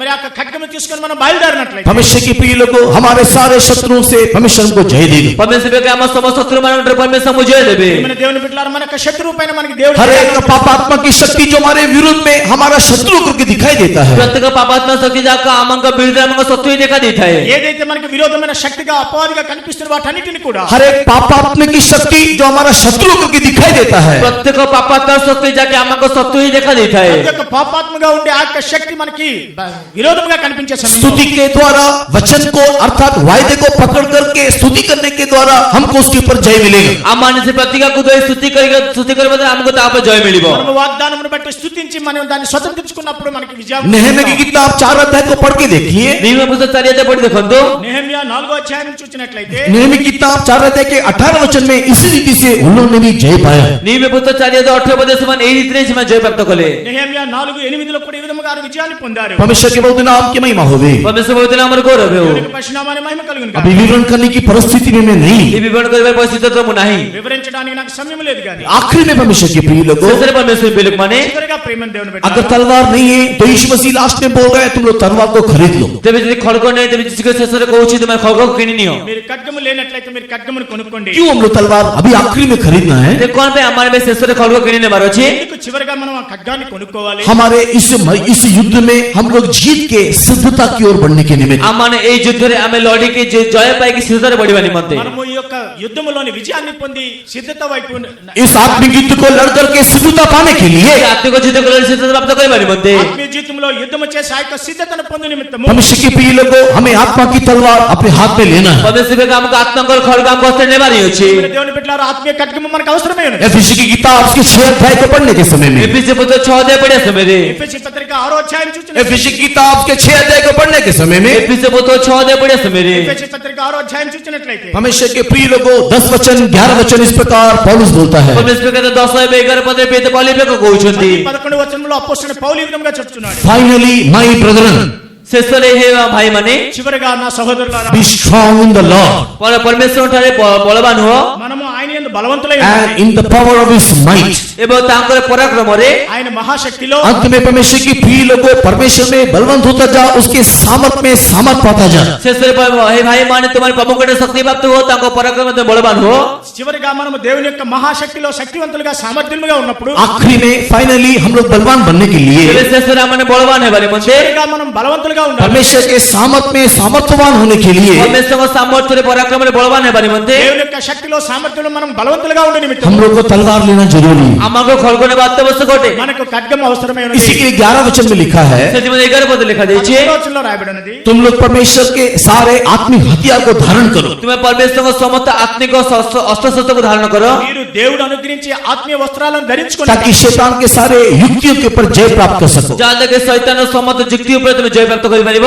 సాతాను యొక్క యుక్తిలోని మీరు విజయాన్ని పొందండి. हम लोग तलवार उठाना है। सुनने के समय में ये मत सोचना हम लोग अक्षरी तलवार उठा करके समाज में दुनिया में जाकर के लड़ाई करना है, नहीं, उसके बारे में नहीं बोल रहे हैं। ଆମେ ଖଡ୍ଗ ଉଠାଇବା ଅଛି ଶୁଣିବା ସମୟରେ ଏହାର ଅର୍ଥ ଏହା ନୁହେଁ ଯେ ଆମେ ଆକ୍ଷରିକ ଭାବେ ଖଡ୍ଗ ଉଠେଇକି ସମାଜ ଯାଇକି ଲଢେଇ କରିବାର ଅଛି। మీరు ఖడ్గమును పట్టుకోండి, ఖడ్గం పట్టుకోండి, ముందుకు కొనసాగండి అంటే శారీరకమైనది కాదు కానీ ఆత్మీయ ఖడ్గాన్ని, संसार में जाकर के लड़ाई करने वाली तलवार उठाने के लिए नहीं बोला जा रहा। ସଂସାର ଯାଇକି ଖଡ୍ଗ ଉଠେଇକି ଲଢେଇ କରିବା ପାଇଁ କୁହାଯାଉ ନାହିଁ। ఈ లోకంలోని ఖడ్గమును తీసుకొని వెళ్ళి శరీరంతో యుద్ధం చేయడానికి एफएसी की किताब 6 अध्याय के 12 वचन को पढ़ने से ఎఫెసీ పత్రిక 6:12 పద పడే సమୟରେ పత్రిక 6వ అధ్యాయం 12వ వచనంలో చెప్పబడి ఉన్నది, हमारा मलयुद्ध रक्त मांस के साथ नहीं है करके पवित्र पौलुस वहां पर क्लियरली बता करके दिया। ଆମମାନଙ୍କ ମନରେ ଛିଦ୍ର ରକ୍ତ ମାଂସ ନାହିଁ ବୋଲି ପେତ ପାଲେ ସ୍ପଷ୍ଟ ରୂପେ ଜଣାଇକି ଦେଲେ। మనకు పోరాడున్నది శరీరంతో కాదని అపోస్తలుడు పౌలు స్పష్టంగా చెప్పి ఉన్నాడు. हमारा मलयुद्ध रक्त मांस के साथ नहीं है करके पवित्र पौलुस वहां पर स्पष्ट रीति से बता करके दिया। ତେବେ ଆମମାନଙ୍କ ମନରେ ଛିଦ୍ର କୌଣସି ରକ୍ତ ମାଂସ ଶରୀର ସହ ନାହିଁ ବୋଲି ପେତ ପାଲେ ସ୍ପଷ୍ଟ ରୂପେ ଜଣାଇକି ଦେଲେ। మన యొక్క పోరాటం రక్తమాంసంతో కాదని అపోస్తలుడు పౌలు స్పష్టంగా చెప్పి ఉన్నాడు. हमारा मलयुद्ध अंधकार के शक्ति के साथ है जो मध्य आकाश में दिखाई देता है। ଆମମାନଙ୍କ ମନରେ ଛିଦ୍ର କହିଲେ ଅନ୍ଧକାର ଶକ୍ତିମାନଙ୍କ ସହ ଯାହାକି ମଧ୍ୟ ଆକାଶ ଦେଖା ଦେଇଥାଏ। మన యొక్క యుద్ధం అనగా అంధకార శక్తులతో పోరాడాలి. परमेश्वर के नाम की महिमा होवे। పరమేశ్వర నామର గౌరవ ହେଉ। దేవుని యొక్క పరిశునామని మహిమ, उस मलयुद्ध में जीत करके ସେ ମଲ୍ଲଯୁଦ୍ଧ ଜିତି ఆ యొక్క యుద్ధంలోని परमेश्वर के राज्य में प्रवेश करने के निमित्त, ପରମେଶ୍ୱର ରାଜ୍ୟରେ ପ୍ରବେଶ କରିବା ନିମନ୍ତେ, దేవుని రాజ్యంలో ప్రవేశించి शैतान की युक्ति को पराजित करने के निमित्त, ଶୈତାନ ଯୁକ୍ତିକୁ పరాజిତ କରିବା ନିମନ୍ତେ, సాతాను యొక్క తంత్రముల నుండి విజయాన్ని పొందే నిమిత్తం परमेश्वर के प्रिय लोगों आत्मिक हथियार हम लोग पहनना चाहिए, आत्मिक तलवार हम लोग लेना चाहिए। ପରମେଶ୍ୱରଙ୍କ ଆତ୍ମିକ ଅସ୍ତ୍ର ଆମେ ପିନ୍ଧିବାର ଅଛି, ଆତ୍ମିକ ଅସ୍ତ୍ର ଆମେ ଧାରଣ କରିବାର ଅଛି। మనం ఆశ్చర్య వస్త్రాలను ధరించుకొని ఆత్మీయ ఖడ్గమును పట్టుకోవాలి. एफएसी की किताब 6 अध्याय के 17 वचन को वहां पर पढ़ने से ఎఫెసీ పత్రిక 6:17 పద పడే సమୟରେ ఎఫెసీ పత్రిక 6:17వ వచనం చూసినట్లయితే आत्मा की तलवार अर्थात परमेश्वर के वचन को ले लो करके लिखा हुआ है। ଆତ୍ମାଙ୍କର ଖଡ୍ଗ ଅର୍ଥାତ୍ ଈଶ୍ୱରଙ୍କ ବାକ୍ୟକୁ ଧାରଣ କରିବ ବୋଲି ଲେଖାଯାଇଛି। దేవుని యొక్క వాక్యం మనం ఆత్మ ఖడ్గమును ధరించుకొనుడి. क्यों आत्मा की तलवार परमेश्वर के वचन को लेना है? ସେ କଣ ପାଇଁ ଆତ୍ମାଙ୍କ ଖଡ୍ଗ ଅର୍ଥାତ୍ ଈଶ୍ୱରଙ୍କ ବାକ୍ୟକୁ ଆମେ ନେବାର ଅଛି? ఆత్మ ఖడ్గం అనే దేవుని యొక్క వాక్యాన్ని ఎందుకు మనం ధరించాలి? क्योंकि इब्रानी की किताब 4 के 12 में लिखा है, ସେଥିପାଇଁ ଏପ୍ରିଲ ପୃଷ୍ଠା 4:12 ପଦ ଲେଖାଯାଇଛି। ఎఫెసీ పత్రిక 4:12 ఈ విధముగా इब्रानी की किताब 4 के 12 में लिखा हुआ है, ଏପ୍ରିଲ ପୃଷ୍ଠା 4:12 ପଦ ଲେଖାଯାଇଛି। ఎఫెసీ పత్రిక 4:12 ఈ విధముగా वही हमारे आत्मा प्राण को अलग करने का शक्ति रखता है। ତା ଆମଙ୍କ ଆତ୍ମା ଏବଂ ପ୍ରାଣକୁ ବିଚ୍ଛେଦ କରିବା ଶକ୍ତି ରଖିଥାଏ। మన యొక్క ఆత్మను ప్రాణాన్ని వేరుపరిచే శక్తి ఉన్నది. ये आत्मा प्राण को अलग करने के शक्ति का अर्थ क्या है? ଏ ଆତ୍ମା ଏବଂ ପ୍ରାଣକୁ ବିଚ୍ଛିନ୍ନ କରିବା ଶକ୍ତିର ଅର୍ଥ କଣ ଅଟେ? ఆత్మను ప్రాణాన్ని వేరుపరిచే శక్తి అనగా ఏమై ఉన్నది? वहां पर इब्रानी की किताब 4 के 12 के लास्ट पोर्शन में देखने से ଏପ୍ରିଲ ପୃଷ୍ଠା 4:12 ପଦ ଶେଷ ଭାଗ ଦେଖିବା ସମୟରେ ఎబ్రీ పత్రిక 4వ అధ్యాయం 12వ వచనం చివరి భాగంలో वो हमारे हृदय की अभिलाषा को, मन के सोच विचार को परखने वाला परमेश्वर करके लिखा हुआ ସେ है। ଆମଙ୍କ ହୃଦୟ ଚିନ୍ତାକୁ ମନର ସୂକ୍ଷ୍ମ ବିଚାର ଗୁଡ଼ିକୁ ପରୀକ୍ଷା କରୁଥିବା ପରମେଶ୍ୱର ବୋଲି ଲେଖାଯାଇଛି। మన హృదయం యొక్క తలంపులను ఆలోచనలను పరిశోధించే శోధించే దేవుడై ఉన్నాడు. परमेश्वर के बहुत नाम की महिमा हो गई। ପରମେଶ୍ୱର ପବିତ୍ର ନାମର ଗୌରବ ହେଉ। దేవుని యొక్క పరిశునామాన్ని మహిమ కలుగు. आत्मा के तलवार के द्वारा ଆତ୍ମାଙ୍କର ଖଡ୍ଗ ଦ୍ୱାରା ఆత్మీయ ఖడ్గము ద్వారా हमारे आत्मा प्राण शरीर को हम लोग को परखना चाहिए। ଆମଙ୍କ ଆତ୍ମା ପ୍ରାଣ ଶରୀରକୁ ଆମେ ପରୀକ୍ଷା କରିବାର ଅଛି। ఆత్మ ప్రాణము దేహాన్ని మనం हम పరీక్షించుకోవాలి. लोग वचन के माध्यम से ଆମମାନେ ବାକ୍ୟ ମାଧ୍ୟମରେ వాక్యము ద్వారా हमारे प्राण और हमारे आत्मा को हम लोग परख के देखना चाहिए। ଆମଙ୍କ ପ୍ରାଣ ଏବଂ ଆମଙ୍କ ଆତ୍ମାକୁ ପରୀକ୍ଷା କରି ଦେଖିବାର ଅଛି। ప్రాణాన్ని మన ఆత్మను మనం పరీక్షించుకోవాలి. इन दिनों में हमारे मन का विचार कैसा विचार है? ଏଇ ଦିନ ମାନକେ ଆମ ମନର ବିଚାର କି ପ୍ରକାର ବିଚାର ଅଟେ? మన యొక్క ఉండే హృదయంలో हमारे हृदय में उठने वाला आग्रह किस प्रकार का आग्रह है? ଆମଙ୍କ ହୃଦୟରେ ଉଠୁଥିବା ଆଗ୍ରହ କି ପ୍ରକାର ଆଗ୍ରହ ଅଟେ? మన హృదయంలో హృదయంలో ఉండి వచ్చే బయటకు వచ్చే కోరిక ఏమై ఉన్నది? हमारे अंदर उठने वाला आग्रह, हमारे अंदर दिखाई देने वाली चिंता चिंता है, पवित्र आग्रह है क्या? आमांग अंतल उठता चिंता, आमांग मन उठता चिंता तो पवित्र उठे की మన హృదయంలోని మన మనసులో నుంచి వచ్చే ఆసక్తి పవిత్రమైనదే ఉన్నదా? इसी के लिए परमेश्वर बोल रहा है, ये दो धारी तलवार को लेकर के आत्मा प्राण को अलग करके आत्मा प्राण को परखो करके लिखा हुआ है। सेते परमेश्वर कोछि तुमे द्विधार खड्ग को नै कि तुम आत्मा प्राण को विच्छेद करी आत्मा प्राण को परीक्षा करो बोले कहउछंती। మీరు రెండంచుల గల ఖడ్గమును తీసుకొని ఆత్మను ప్రాణాన్ని వేరుపరిచి మీరు శోధించుకోండి। यीशु मसीह जाने से पहले पूछ रहा है, क्या तुम्हारे पास तलवार है? जिसके तो जीवास में पतेशन को तुम मान को पाकर खड्ग अछि। యేసుక్రీస్తు వెళ్ళే ముందు వారు నడుగు మీ వద్ద కత్తి ఉన్నదా? तुम्हारे पास तलवार नहीं होने से वस्त्र बेच करके तलवार खरीदो। तुम्हारे पास खड्ग न थे वस्त्र को बिकी तुम्हारे खड्ग किनो। మీ వద్ద కత్తి లేనట్లయితే మీ వస్త్రంలో स्वयं की धार्मिकता को परित्याग करके जो स्वयं धार्मिकता तुमने परित्याग करी అనీతిని విడిచిపెట్టి परमेश्वर की धार्मिकता को तुम लोग खरीद लो। परमेश्वर को धार्मिकता तुम्हारे क्रय करो। దేవుని యొక్క నీతిని మీరు కొనుక్కోండి। तुम लोग स्वयं की धार्मिकता को परित्याग करके तुम्हारे जो स्वयं धार्मिकता को परित्याग करे మీ యొక్క స్వనీతిని విడిచిపెట్టి अपने आत्मा प्राण को परखने वाले वचन को ले लो। निज आत्मा व प्राण को परीक्षा करते वाक्य को तुम्हें ग्रहण करो। మీ ఆత్మను ప్రాణాన్ని పరీక్షించే దేవుని యొక్క వాక్యాన్ని ఖడ్గాన్ని తీసుకోండి। 139 भजन को पढ़ने से 139 गीत संहिता को पढ़ ले 149 కీర్తనలు చూచినట్లయితే 139 साम्स को पढ़ने से 139 गीत संहिता पढ़ ले 139వ కీర్తన उसके చూచినట్లయితే 23 and 24 वर्ष को देखने से सारा 23 से 24 पर देखियो समय रे 23 24వ వచనాలు చూచినట్లయితే दाऊद इसी प्रकार प्रार्थना कर रहा है, दाऊद ए बेका प्रार्थना करूछंती। దావీదు ఈ విధముగా ప్రార్థిస్తున్నాడు। Search me, O Lord, and know my thoughts. परमेश्वर मते परीक्षा करे एवं मोर चिंता सकल तुम्हें ज्ञात हो। దేవా నన్ను పరిశోధించిన हे परमेश्वर, तू मुझे परख ले, मेरे हृदय के विचार को जांच ले। हे परमेश्वर मोर अनुसंधान करे एवं मोर अंतःकरण को तुम्हें ज्ञात हो। నన్ను పరీక్షించిన हे परमेश्वर, तू मुझे परख ले, मेरे मन के सोच विचार को तू जांच ले। हे परमेश्वर मते परीक्षा करे मोर मन संकल्प सब तुम्हें ज्ञात हो। ప్రభువా నన్ను పరిశోధించి పరీక్షించిన ఆలోచనలను తెలుసుకొనుము। 24 को उसमें बोल रहा है, और देख परमेश्वर, क्या उसमें कोई बुरी बात है या नहीं। तेरे 24 पद से कोच ने परमेश्वर परीक्षा कर देखो जो मन अंतरे कौन से मंद विषय अछि कि नहीं। 24వ వచనంలో రాయబడి ఉంది, నీకు ఆయాస్కరమైన మార్గం నా యందు ఉన్నదేమో చూడు। अगर उसमें कोई बुरी बात है तो से तेरे कौन से दुष्टतर मार्ग अछि ఏదైనా దుష్ట మార్గం ఉన్నట్లయితే मुझे अनंत जीवन में चलने के लिए सिखा करके वो बोल रहा है। मते अनंत जीवन मार्ग चलिबा में मते शिक्षा बोले से कहउछंती। నిత్య మార్గమున నన్ను నడిపింపు అని చెప్తున్నాను। इसी के लिए तलवार हमारे पास होना जरूरी है। से मते खड्ग मार्ग बाके अत्यावश्यक होते। నిమిత్తమే ఖడ్గము మన వద్ద అవసరమైనది। 119 भजन के 9 वचन को पढ़ने से 19 के 9 पद पढ़िले 119వ కీర్తన 9వ వచనం చూసి 119 भजन के 9 वचन को पढ़ने से 19 के 9 पद पढ़े समय रे 119వ కీర్తన 9వ వచనం చూసి एक जवान व्यक्ति किस प्रकार अपने चाल चलन को शुद्ध कर सकता है करके पूछा जा रहा है। जे जन जीवा मनुष्य की प्रकार चाली चलन को सुधार के बोले पचरा जाउछि। యవనస్తులు దేని చేత తమ నడక శుద్ధిపరచుకుందని రాయబడి ఉన్నది। एक जवान व्यक्ति किस प्रकार अपने चाल चलन को शुद्ध कर सकता है करके पूछा जा रहा है। जन जीवा मनुष्य की प्रकार चाली चलन सुधार करे बारे बोले पचरा जाउछि। యవనులు దేని చేత తమ నడక శుద్ధిపరచుకుందని రాయబడి ఉన్నది। परमेश्वर के प्रिय लोगों, 9 वचन में लिखा हुआ है, परमेश्वर के वचन की ओर ध्यान देने से जो वचन तलवार के समान आत्मा प्राण को अलग करके उसको परखता है। तेबे परमेश्वर 9 पद लिखा जाउछि, परमेश्वर वाक्य प्रति सावधान रे जो परमेश्वर के द्विधार खड्ग तले आत्मा प्राण को विच्छेद करे परीक्षा करता है। నీ వాక్యమును బట్టి నీ యొక్క ఖడ్గమును జాగ్రత్తగా చూసుకొని ఖడ్గమును మనం తీసుకు ప్రాణాన్ని దేహాన్ని ఆత్మను వేరుపరిచినట్లయితే परमेश्वर के पवित्र नाम की महिमा होवे। परमेश्वर पवित्र नाम और गौरव हो। పరిశుద్ధమైన మహిమ కలుగు। परमेश्वर के प्रिय लोगों, अगर हमारे पास तलवार नहीं है, तलवार ले लो, अर्थात वचन को ले लो। परमेश्वर के जे मानव खड्ग नहीं तेबे खड्ग को नहीं अर्थात वाक्य को धारण करो। మీ వద్ద ఖడ్గము లేనట్లయితే ఖడ్గమనే వాక్యాన్ని మీరు తీసుకోండి। वचन को लेकर के अपने जीवन को हमेशा परख करके देखते रहो। ते वाक्य को लेके निज जीवन को सर्वदा परीक्षा कर देखिरो। వాక్యమును బట్టి మీరు మిమ్మల్ని మీరు పరీక్షించుకోండి। परमेश्वर के नाम की महिमा होवे। परमेश्वर नाम और गौरव हो। పరిశుద్ధమైన మహిమ। दो रीति से ये वस्त्र ये तलवार हमको मिल सकता है। दुईटी रीति रे खड्ग हमको मिली पारे। రెండు విధములుగా ఈ ఖడ్గం మనకి దొరుకుతుంది। हमको सिद्ध करने वाला, हमको शुद्ध करने वाला ये तलवार हमको दो रीति से मिल सकता है। हमको सिद्ध करते हमको शुद्ध करते एक खड्ग हमको दुईटी रीति मिली पारे। మనము శుద్ధి చేసి సంపూర్ణం చేయడానికి రెండు ఖడ్గములు మనకి దొరుకుతున్నాయి। परमेश्वर के नाम की महिमा होवे। परमेश्वर नाम और गौरव हो। దేవునికి పరిశుద్ధమైన మహిమ కలుగు। एक रीति जोएल की किताब उसके 30 अध्याय के 10 वचन में लिखा है, ते गोटे रीति रे जोएल पुस्तक 3:10 पद लिखा देछि। ఒకటి ఏవేలు 3:10 రాయబడి ఉన్నది। और दूसरा रीति लूका रचित सुसमाचार के 22 अध्याय के 36 वचन में आपने पढ़ के देखा है। एवं द्वितीय रीति रे अपन लूका समाचार 22:36 पद पढ़ के देखिले। లూకాసు వార్త 22:36 వచనంలో చదివి చూసి ఉన్నాం। परमेश्वर के बहुत नाम की महिमा होवे। परमेश्वर पवित्र नाम और गौरव हो। దేవునికి పరిశుద్ధమైన మహిమ उसमें కలుగు। सबसे पहला रीति क्या है? समस्त प्रथम रीति कोनटे మొట్టమొదటి ఏమైనది? ये वचन रूपी आत्मा का तलवार हम लोग प्राप्त करना है तो ए वाक्य रूपे आत्माकर खड्ग प्राप्त करबा खेले ఈ వచనం అనే వాక్య ఖడ్గమును మన హృదయంలో हमारे आत्मा प्राण शरीर को परख के पवित्र करना है तो आमक आत्मप्राण स्वर्ग आमे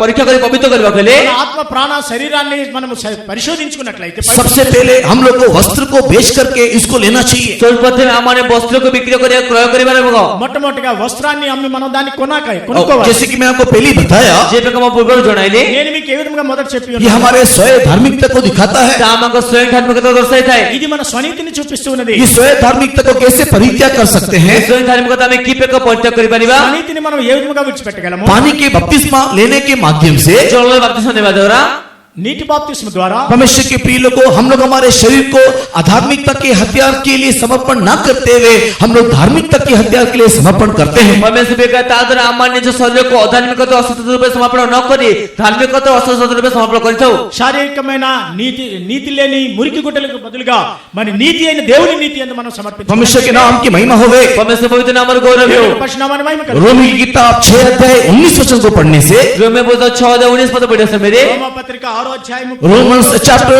6 1 वर्स 19 पढ़ के देखने से रोमे पुस्तक 6:19 पद पढ़ के से मेरे రోమా పత్రిక 6వ అధ్యాయం 19వ వచనం చూచినట్లయితే बपतिस्मा लेने वाला हर एक व्यक्ति और अपने शरीर को अधार्मिकता के हथियार के लिए समर्पण न करते हुए धार्मिकता के हथियार के लिए अपने अंग प्रत्यंगों को समर्पण करो करके बाइबल बोलता है। जब आप सुने तो तुम्हें माने प्रत्येक व्यक्ति तुम्हारे आज जो शरीर को अधार्मिकता अस्वस्थ रूपे समर्पण न करी जो शरीर प्रत्येक अंग प्रत्यंग को धार्मिकता अस्वस्थ रूपे समर्पण करो। మీరు ఏ విధంగానైతే బాప్తిసం పొంది ఉన్నారో ఆ యొక్క పవిత్రతను అక్రమమును మీ అవయవముల దాసులుగా ఉండకుండా పరిశుద్ధత కలుగుటకై ఇప్పుడు మీ हमारे- నీతికి దాసులుగా ఎంచుకోండి। हमारे वस्त्र को देख करके तलवार लेने का अर्थ आमान को वस्तु को देखी खड़ग नेबार अर्थ మన వస్త్రంలో అమ్మి కత్తి కొనుక్కుండా हमारे सोच विचार हमारे अपनी धार्मिकता अपनी कल्पना हमारे अपने सारी खुदीपन को बपतिस्मा में उसको छोड़ करके आमान को चिंताधारा आमान को स्वयं धार्मिकता आम निज चिंता कल्पना का परित्याग करी మన ఆలోచనలు మన స్వనీతిని సమస్తమును బాప్తిసం ద్వారా విడిచిపెట్టి परमेश्वर के प्रिय लोग को तलवार को लेना अर्थात परमेश्वर के वचन के अनुसार चलने के लिए अपने आप को समर्पण करना। परमेश्वर का में खड़ग नेबार अछि तो परमेश्वर वाक्यों से बच्चे में समर्पण करिबार अछि। ప్రియమైన దేవుని బిడ్డలారా దేవుని యొక్క ఖడ్గమనగా దేవుని యొక్క వాక్యమును మనం తీసుకొని దాని నుండి ముందుకు కొనసాగాలి। परमेश्वर के बहुत नाम की महिमा होवे। परमेश्वर पवित्र नाम और गौरव हो। దేవుని యొక్క పరిశుద్ధనామాన్ని మహిమ కలుగు। दूसरा वहां पर लिखा हुआ है तुम लोग हल को पीट पीट करके तलवार बना लो करके लिखा हुआ है। द्वितीय शोषण लिखा जो अछि तुम लंगल फाड़ को पेटी पीड़ित मध्य खड़ग बनाबो लिखा जाइछि। మీరు ఆ నాగల్ని కొట్టి కొట్టి దాన్ని ఒక ఖడ్గంగా మార్చుకోండి అని परमेश्वर के बहुत नाम की महिमा होवे। परमेश्वर पवित्र नाम और गौरव हो। దేవుని యొక్క పరిశుద్ధనామాన్ని మహిమ ये दो प्रकार के अनुभव को दिखाता है। ये द्वीप का अनुभव को दर्शाता है। ఈ రెండు అనుభవాలు మనకు కలిగి ఉన్నాయి। ये हल बोलने का अर्थ क्या ये है? लंगल को अर्थ कोनोटे ఈ యొక్క నాగల్ అనగా అర్థం ఏమంటే ये हल बोलने का मतलब हमारे परिश्रम को दिखाता है। ये लंगल को अर्थ आमान को परिश्रम को दर्शाता है। నాగలి అనగా మనకి శ్రమకి గుర్తుగా ఉన్నది। हम लोग हल लेकर के हमारे जीवन को जीने के लिए परिश्रम करते हैं। आमान लंगल को लेके आमान को जीवन को बंचवा में हम परिश्रम कर रहे थे। ఆ నాగల్ని తీసుకొని మన జీవితంలో ముందుకు కొనసాగటకే अभी పరిశ్రమ परमेश्वर చేస్తాం। अभी परमेश्वर बोल रहा है हल को पीट पीट करके तलवार बनाओ। ये परमेश्वर कहउछन्ते लंगल फाड़ को पिटी पिटी तुमने खड़ग बनाओ। నాగల్ని కొట్టి కొట్టి దాన్ని ఖడ్గముగా చేయండి అని इसका अर्थ बोलने इसका अर्थ क्या है? ये अर्थ कोनोटे దాని అర్థం ఏమనగా यीशु मसीह ने जिस प्रकार कहा जिस कृष्ण जेबेगा कहिले యేసుక్రీస్తు ఏ విధంగా చెప్పారు, हे बोझ से दबे हुए परिश्रम करने वाले मेरे पास आओ मैं तुमको विश्राम दूंगा। हे परिषद भारगस्थ लोकवानी मोनिकड का समूह मन को विश्राम देवी। సమస్త భారములు మోసుకుని సమస్తమైన ప్రజలారా నా వద్దకు రండి నేను మీకు విశ్రాంతిని కలుగుతాను। तुम्हारे परिश्रम करने वाले सारे कामों को छोड़ करके मेरे पास आओ मैं तुमको तलवार दूंगा। और परिश्रम का समस्त विषय को परित्याग कर मोनिकड का समूह मन को विश्राम देवी। మీరు పరిశ్రమ చేసే ప్రతి విషయాన్ని విడిచిపెట్టి నా వద్దకు వచ్చినట్లయితే నేను మీకు हल को पीट करके तलवार बनाना बोलने का अर्थ तेरे हड़ो को पिटी पिटी खड़ग बने में अर्थ कहिले నాగల్ని కొట్టి కొట్టి దాన్ని ఖడ్గం हमारे अपने परिश्रम को परित्याग करके यीशु को अपने जीवन में ग्रहण करने को दिखा रहा है। आमान को परिश्रम को परित्याग कर हम जिसु को निज जीवन में ग्रहण करने को दर्शाउछि। మన పరిశ్రమను విడిచిపెట్టి యేసు వద్దకు రావాలి। क्योंकि यीशु ही वो तलवार है, यीशु ही वो वचन है। जने को जिसु से खड़ग उठन जिसु से वाक्य उठन యేసే ఆ ఖడ్గమై ఉన్నారు, యేసే వాక్యమై ఉన్నారు। यीशु के मुंह से वो दोधारी तलवार निकल रहा है। जिसु को मुख से दुई धार खड़ग बाहर होछि। యేసు యొక్క నోటి నుండి రెండంచులు గల ఖడ్గం यीशु ही वो आदि में वचन था। जिसु उठन जी के आदि वाक्य थिले ఆయన ఆది యందు వాక్యమే ఉండెను, यीशु ही वो वचन है। जिसु से वाक्य उठन ఆయనే వాక్యమే ఉండెను। तुम लोग तुम्हारे परिश्रम को परित्याग करके तुम्हारे जो परिश्रम को परित्याग करे పరిశ్రమను విడిచిపెట్టి यीशु को अपने जीवन में जगह देने से जिसु को जो जीवन में स्थान दियो యేసుకు మీ జీవితంలో స్థానం ఇచ్చినట్లయితే तुमको विश्राम मिलेगा करके यीशु बोल रहा है। तुमको विश्राम में बोले जिसु कहउछन्ती। మీకు విశ్రాంతి కలుగుతుందని యేసుక్రీస్తు చెప్తున్నారు। तुम लोग अपने हल को पीट करके तलवार बनाओ, उसका दूसरा मीनिंग क्या है? तुम्हें जो लंगल फाड़ को पिटी ता मध्य खड़ग बना बोले कहबा अर्थ कोनटे మీరు నాగల్ని కొట్టి దాన్ని ఖడ్గం ఖడ్గముగా చేసుకోండి అనే రెండవ అర్థం ఏమనగా उसी वचन को पढ़ने से ସେହି ବାକ୍ୟ ପଢିବା ఆ ସମୟରେ వాక్యం చదివినట్లయితే दुर्बलता को पीटो, अपने आप को बलवान बनाओ करके लिखा हुआ है। ଦୁର୍ବଳତା ତୁମମାନେ ପିଟି ପିଟି ନିଜକୁ ନର୍ମାଲ ସବଳ କରିବ ଲେଖାଯାଇଛି। మీరు బలహీనతను కొట్టి మీరు బలవంతులుగా మారండి అని तुम लोग చెప్పబడింది। दुर्बलता उस हल को दिखा रहा है। ତୁମମାନଙ୍କ ଦୁର୍ବଳତା କହିଲେ ସେ ହଳକ ବା ସେ ଲଙ୍ଗଳକୁ ଦେଖାଯାଉଛି। మీరు మీలో ఉండే బలహీనత నాగల వలె కనిపించుతున్నది। परमेश्वर के प्रिय लोग को परमेश्वर बोल रहा है, तुम लोग उस दुर्बलता रूपी हल को पीट करके तलवार बनाओ करके लिखा हुआ है, बलवंत हो जाओ करके लिखा हुआ है। ପରମେଶ୍ୱର ବେଗାଏ ତା କୁହାଯାଉଛି ଯେ ତୁମମାନେ ସେ ଦୁର୍ବଳତାର ଲଙ୍ଗଳ ଫାଳକୁ ପିଟି ତମ ମଧ୍ୟ ଖଡଗ ବନେ ତୁମମାନେ ବଳବାନ ହୁଅ। బలహీనత అనే నాగల్ని కొట్టి మీరు ఖడ్గము చేసుకుని బలవంతులుగా మారండి।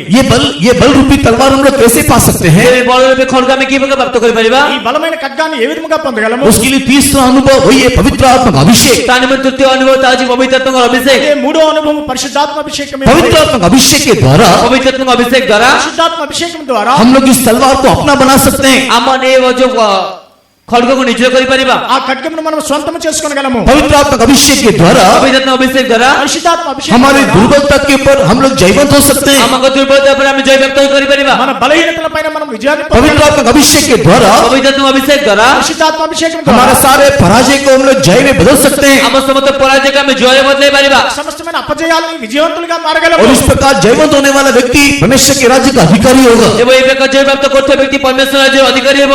ఈ విధముగా విజయమును పొందే వ్యక్తి దేవుని రాజ్యానికి అధికారి अभी तक అవుతాడు। यीशु उन लोग के साथ था, ଯେ ଦେବ ଯୀଶୁ ସେମାନଙ୍କ ସହିତ ଥିଲେ ఎంతవరకు అయితే యేసు ప్రభు వారితో ఉన్నారు, इसके लिए उसने तलवार लेने के लिए नहीं कहा। ସେଥିପାଇଁ ସେ ଖଡଗ ନେବା ପାଇଁ କହିଲେ ନାହିଁ। అందు నిమిత్తమే ఖడ్గము తీసుకుని వెళ్ళమని ఆయన अभी చెప్పలేదు। तक मैं तुम्हारी सारी लड़ाई को अक्षय नीति से लड़ा हूँ, ଏ ପର୍ଯ୍ୟନ୍ତ ମୁଁ ତମ ସମସ୍ତ ଯୁଦ୍ଧକୁ ଆଖିର କେତେ ଲଢୁଅଛି। మీ యొక్క యుద్ధములన్నీ నేను అక్షర రీతిగా యుద్ధం लेकिन చేస్తాను। मेरे जाने के बाद କିନ୍ତୁ ମୋର ଯିବା ପରେ నేను వెళ్ళిన తర్వాత मेरे जाने के बाद ମୋର ଯିବା ପରେ వెళ్ళిన తర్వాత तुम लोग दुर्बल हो सकते हो। ତୁମେ ଦୁର୍ବଳ ହେଇପାର। మీరు బలహీనులైపోతారు। इसी के लिए यीशु मसीह बोल रहा है, ସେଥିପାଇଁ ଯୀଶୁ ଖ୍ରୀଷ୍ଟ କହୁଛନ୍ତି అందు నిమిత్తమే యేసుక్రీస్తు చెబుతూ ఉన్నారు, मेरे जाने के बाद तुम लोग दुर्बल नहीं होने के लिए ମୋର ଯିବା ପରେ ତୁମେ ଦୁର୍ବଳ ନ ହେବା ନିମନ୍ତେ నేను వెళ్ళిపోయిన తర్వాత మీరు బలహీనులు కాకుండా నిమిత్తము तुम लोग पवित्र आत्मा के लिए बाट होना चाहिए। ତୁମେ ପବିତ୍ରତ୍ୱ ନିମନ୍ତେ ଅପେକ୍ଷା କରିବାର ଅଛି। మీరు పరిశుద్ధాత్మ నిమిత్తము అపేక్షించాలి। पवित्र आत्मा का अभिषेक को प्राप्त करने के द्वारा ପବିତ୍ରତ୍ୱ ଅଭିଷେକ ପ୍ରାପ୍ତ କରିବା ଦ୍ୱାରା పరిశుద్ధాత్మ అభిషేకం పొందుట ద్వారా जिस प्रकार वीर के हाथ में तलवार में तो तीर दिखाई देता है, ଯେ ପ୍ରକାର ଶୂରବୀର ହସ୍ତରେ ଗୋଟେ ଖଡଗ ବା ତୀର ଦେଖା ଦେଇଥାଏ, ఒక సూర్యుని యొక్క చేతిలో ఖడ్గము బాణం ఏ విధముగా ఉంటుందో उसी प्रकार तुम्हारे अंदर एक पवित्र आत्मा का अभिषेक दिखाई देगा। ସେ ପ୍ରକାର ତୁମମାନଙ୍କ ମଧ୍ୟ ପବିତ୍ରତ୍ୱ ଅଭିଷେକ ଦେଖାଯିବ।